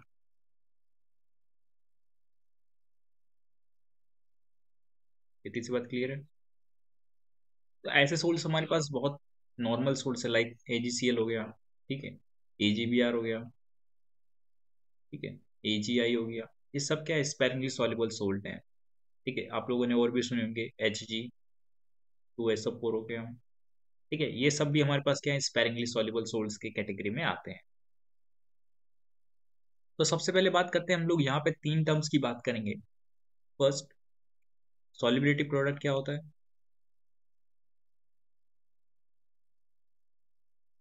Solubility product के साथ हम लोग क्या क्या देखने वाले, आयनिक प्रोडक्ट भी देखेंगे। ठीक है, आयनिक प्रोडक्ट। एंड फिर हम लोग बात करेंगे सॉल्युबिलिटी की। ठीक है, तो देखो सॉल्युबिलिटी की अगर हम लोग बात करें तो जनरली जो इसकी हम लोग डिफाइन करते हैं सॉल्युबिलिटी को मोल पर लीटर में करते हैं। ठीक है, बट क्या होता है, कई बार क्वेश्चन वाला डिमांड करता है कि इसको तुम ग्राम पर लीटर में फाइंड करो। ठीक है, तो क्वेश्चन वाला डिमांड कैसे करता है, या तो पर्सनली मेंशन करके देगा तुम लोगों को। ठीक है, वहां पे कि तुम ग्राम पर लीटर में देगा। ठीक है, तो तुम्हें क्या करते ना है, सॉल्युबिलिटी जो तुम निकाल रहे हो उसको मोलर मास से मल्टीप्लाई कर दो, सिंपल सी बात। ठीक है, ठीक है ना, तो इसको तुम मोलर मास से मल्टीप्लाई कर दोगे तो तुम्हारा क्या आ जाएगा, ग्राम पर लीटर में आ जाएगा। तो हम लोग तीनों की बात करेंगे। सबसे पहले बात करते हैं सॉल्युबिलिटी प्रोडक्ट कैसे निकालते हैं। चलिए देखते हैं एग्जांपल्स इसके। तो सबसे पहले एक हाइपोथेटिकल एग्जांपल लेके देख लेते हैं। ठीक है, तो पहला एग्जांपल है हमारे पास AX BY का। ये कोई सॉल्ट है हमारे पास। ठीक है, स्पैरिंगली सॉल्युबल सॉल्ट। इसका क्या करेंगे हम लोग, सबसे पहले डिसोसिएशन करेंगे, राइट। कि काफी कम अमाउंट में क्या होगा, ये डिसोशिएट होगा। तो ये किस में टूटेगा, एक्स में टूटेगा, प्लस YB में टूटेगा, राइट। तो इसका केस भी कैसे लिखते हैं, तो केस भी कैसे लिखा जाएगा, सिंपल सा तरीका। जो YB है, ठीक है, उसकी पावर Y। ठीक है, जो हमारे पास XA है उसकी पावर X। ऐसे ही तो लिखेंगे, राइट। जो स्टोइकियोमेट्री होती है वो ऊपर चली जाती है, राइट, और नीचे हमारे पास ये आ जाएगा। ठीक है, that is the not the active mass, कोई एक्टिव मास नहीं है ये।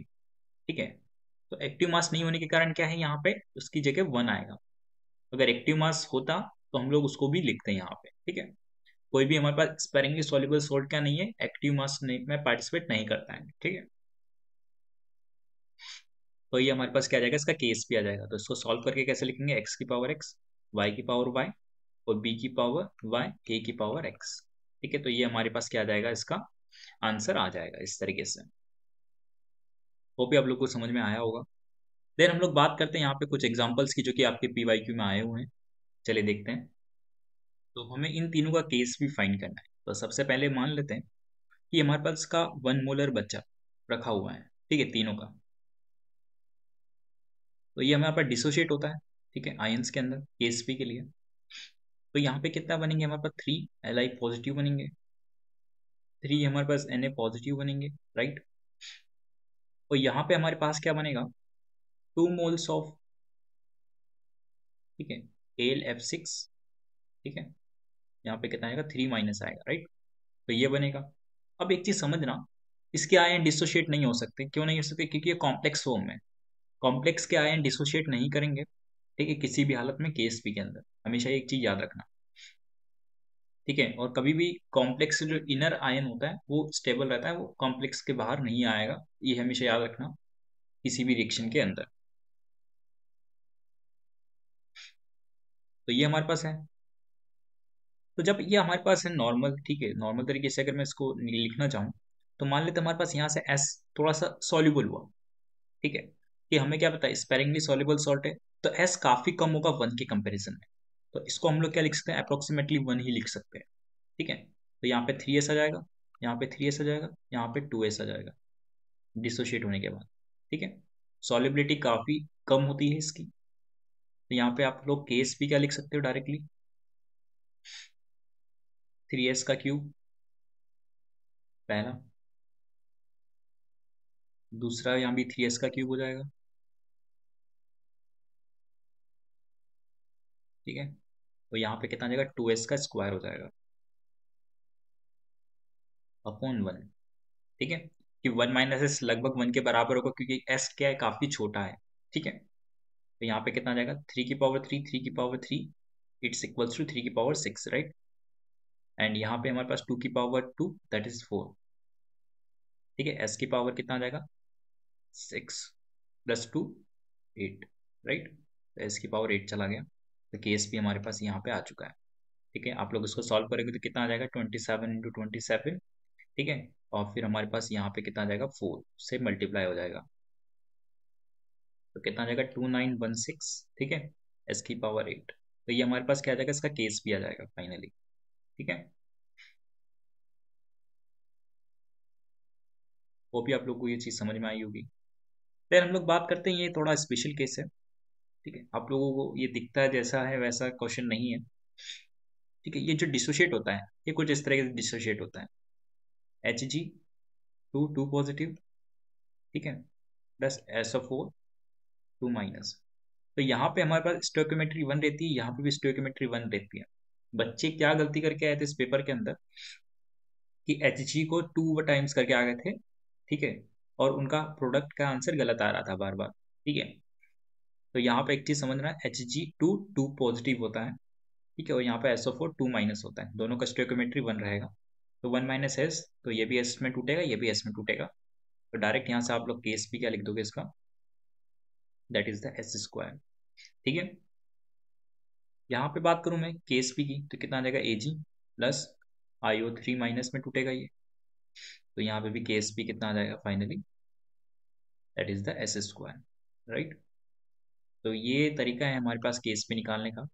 मैंने आपको कुछ PYQ इंपॉर्टेंट करवा दिए हैं वैसे तो इसी के अंदर, ठीक है। और कुछ कंसेप्ट भी बताएं, जैसे कि यहाँ पे Hg 2 पॉजिटिव वाला, और यहाँ पे कॉम्प्लेक्स वाला, कॉम्प्लेक्स के आयन को आपको डिसोशिएट नहीं करना है, बाकी सारे आयन्स को डिसोशिएट करना है, ठीक है। तो इस तरीके से क्वेश्चन थे। बात करते हैं हम लोग यहाँ पे आयोनिक प्रोडक्ट क्या बताता है हमें, एक्चुअल में बताता है हमें पीपीटी के बारे में, क्या ये प्रिसिपिटेट होगा या नहीं होगा।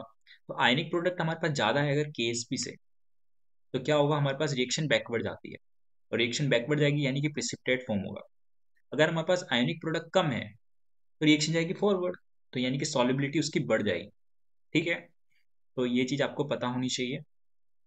तो चलिए मैं आपको लिख के दिखा देता हूँ जैसे क्या हो रहा है। मान लेते हैं हमारे पास आईपी, आयनिक प्रोडक्ट कुछ नहीं है यार। आप लोग किसी भी स्टेज पे आपको कुछ डाटा गिवन है, ठीक है, सॉलिबिलिटी गिवन है, और आपने लोगों ने निकाल लिया, ठीक है, केएसपी, मतलब नो केएसपी की तरह निकाल लिया, बट केएसपी नहीं है, दैट इज आयनिक प्रोडक्ट, ठीक है। नॉन, मतलब हम लोग केएसपी कब निकालते हैं, इक्विलिब्रियम पे निकालते हैं, बट आयनिक प्रोडक्ट आपने किसी भी स्टेज पे निकाल दिया, ठीक है। तो यहाँ पे जैसे कि रिएक्शन क्वोशिएंट निकालते थे आप लोग केमिकल इक्विलिब्रियम में, सेम तरीके से यहीं पे वो है। तो IP is the just like the reaction quotient, right. तो आप लोगों ने यहाँ पे निकाल दिया, मान लीजिए आईपी की वैल्यू कुछ ना कुछ आपकी निकल के आई, ठीक है। आईपी की वैल्यू निकाल लिया आप लोगों ने, केस भी निकाल लिया। मान लेते हैं आईपी बड़ा है केस पी से, और एक बार मान लेते हैं आईपी छोटा है केस पी से।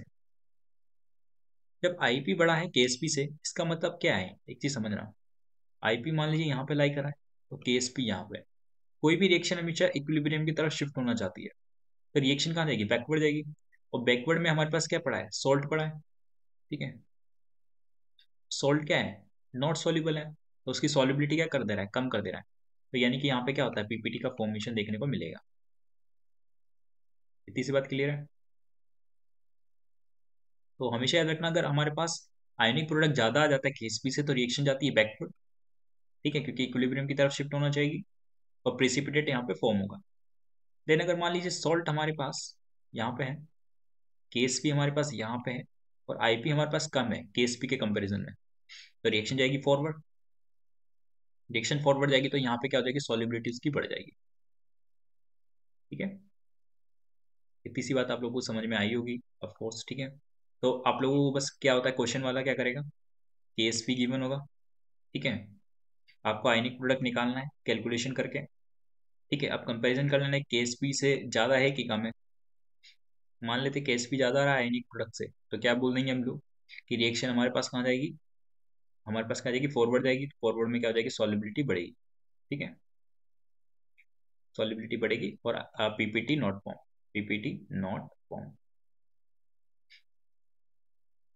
ठीक है, तो पीपीटी यहाँ पे फॉर्म नहीं होगी। होप आप लोगों को ये चीज़ समझ में आई होगी। So let's see this question, that is very easy question actually.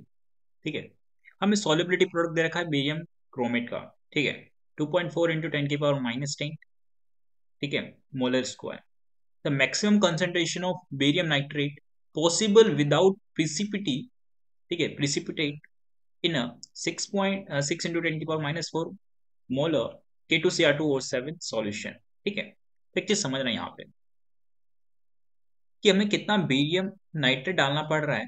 ठीक है, और यहाँ पे हमें कितना क्रोमेट डालना पड़ रहा है। ठीक है, K2Cr2O7।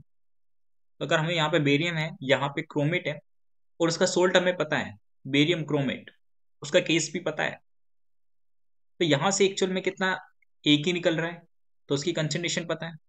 यहाँ पे बेरियम भी एक ही निकल रहा है, उसकी कंसंट्रेशन में फाइंड करनी है। और हमें क्या पता है, इसका केस भी पता है। तो केस भी हमारे पास क्या हो जाएगा, यहाँ से बेरियम पॉजिटिव की कंसंट्रेशन और यहाँ पे कितना देगा Cr2।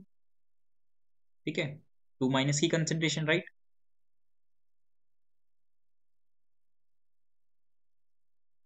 इसकी कंसंट्रेशन मुझे पता करनी है, इसकी कंसंट्रेशन मुझे पता है 2.4। ठीक है, इंटू 10⁻⁻10 इक्वल्स टू एक्स मान लेते हैं बेरियम की कंसंट्रेशन को, और इसकी कंसंट्रेशन मुझे पता है कितनी, 6 इंटू 10⁻⁻4 है। तो इसकी वैल्यू कितनी आ जाएगी फाइनली यहाँ से। ठीक है, 10⁻⁻6 तो इधर बचा और यहाँ पे 2.4/6 इक्वल्स टू एक्स। तो यहाँ पे बेरियम +2 की मैक्सिमम कंसंट्रेशन कितनी आ चुकी है फाइनली, 4 इंटू 10⁻⁻7 मोलर आ चुकी है। तो इस तरीके से इस क्वेश्चन को सॉल्व करना था। ठीक है, सॉल्युबिलिटी का प्रोडक्ट का क्वेश्चन था, जहाँ पे आप लोगों को समझना था कि एक्चुअल में हो क्या रहा है। ठीक है, तो मिलते हैं नेक्स्ट लेक्चर में, जब तक के लिए धन्यवाद। इस वीडियो के काफ़ी सारे क्वेश्चंस थे और भी, ठीक है, मैंने वो स्किप किए हैं। आप लोग पीवाईक्यू को करके ट्राई कीजिए कि आप लोगों को इस लेक्चर से कितना बेनिफिट हुआ है। बहुत ज़्यादा आप लोगों को सीखने को मिला होगा, आपका डर जो है एक्चुअल में वो ओवरकम हुआ होगा, कि मतलब एक्चुअल में आप इससे ओवरकम हुए होंगे काफ़ी ज़्यादा अपने डर से, इस वीडियो लेक्चर को देखने के बाद आप लोगों को समझ में आया होगा, मैं आशा करता हूँ। ठीक है, मिलते हैं नेक्स्ट लेक्चर में, बहुत सारे टॉपिक्स अच्छे अच्छे कवर करेंगे। ठीक है, तब तक के लिए धन्यवाद, अपना सेहत का ख्याल रखिए। All the best for your exam.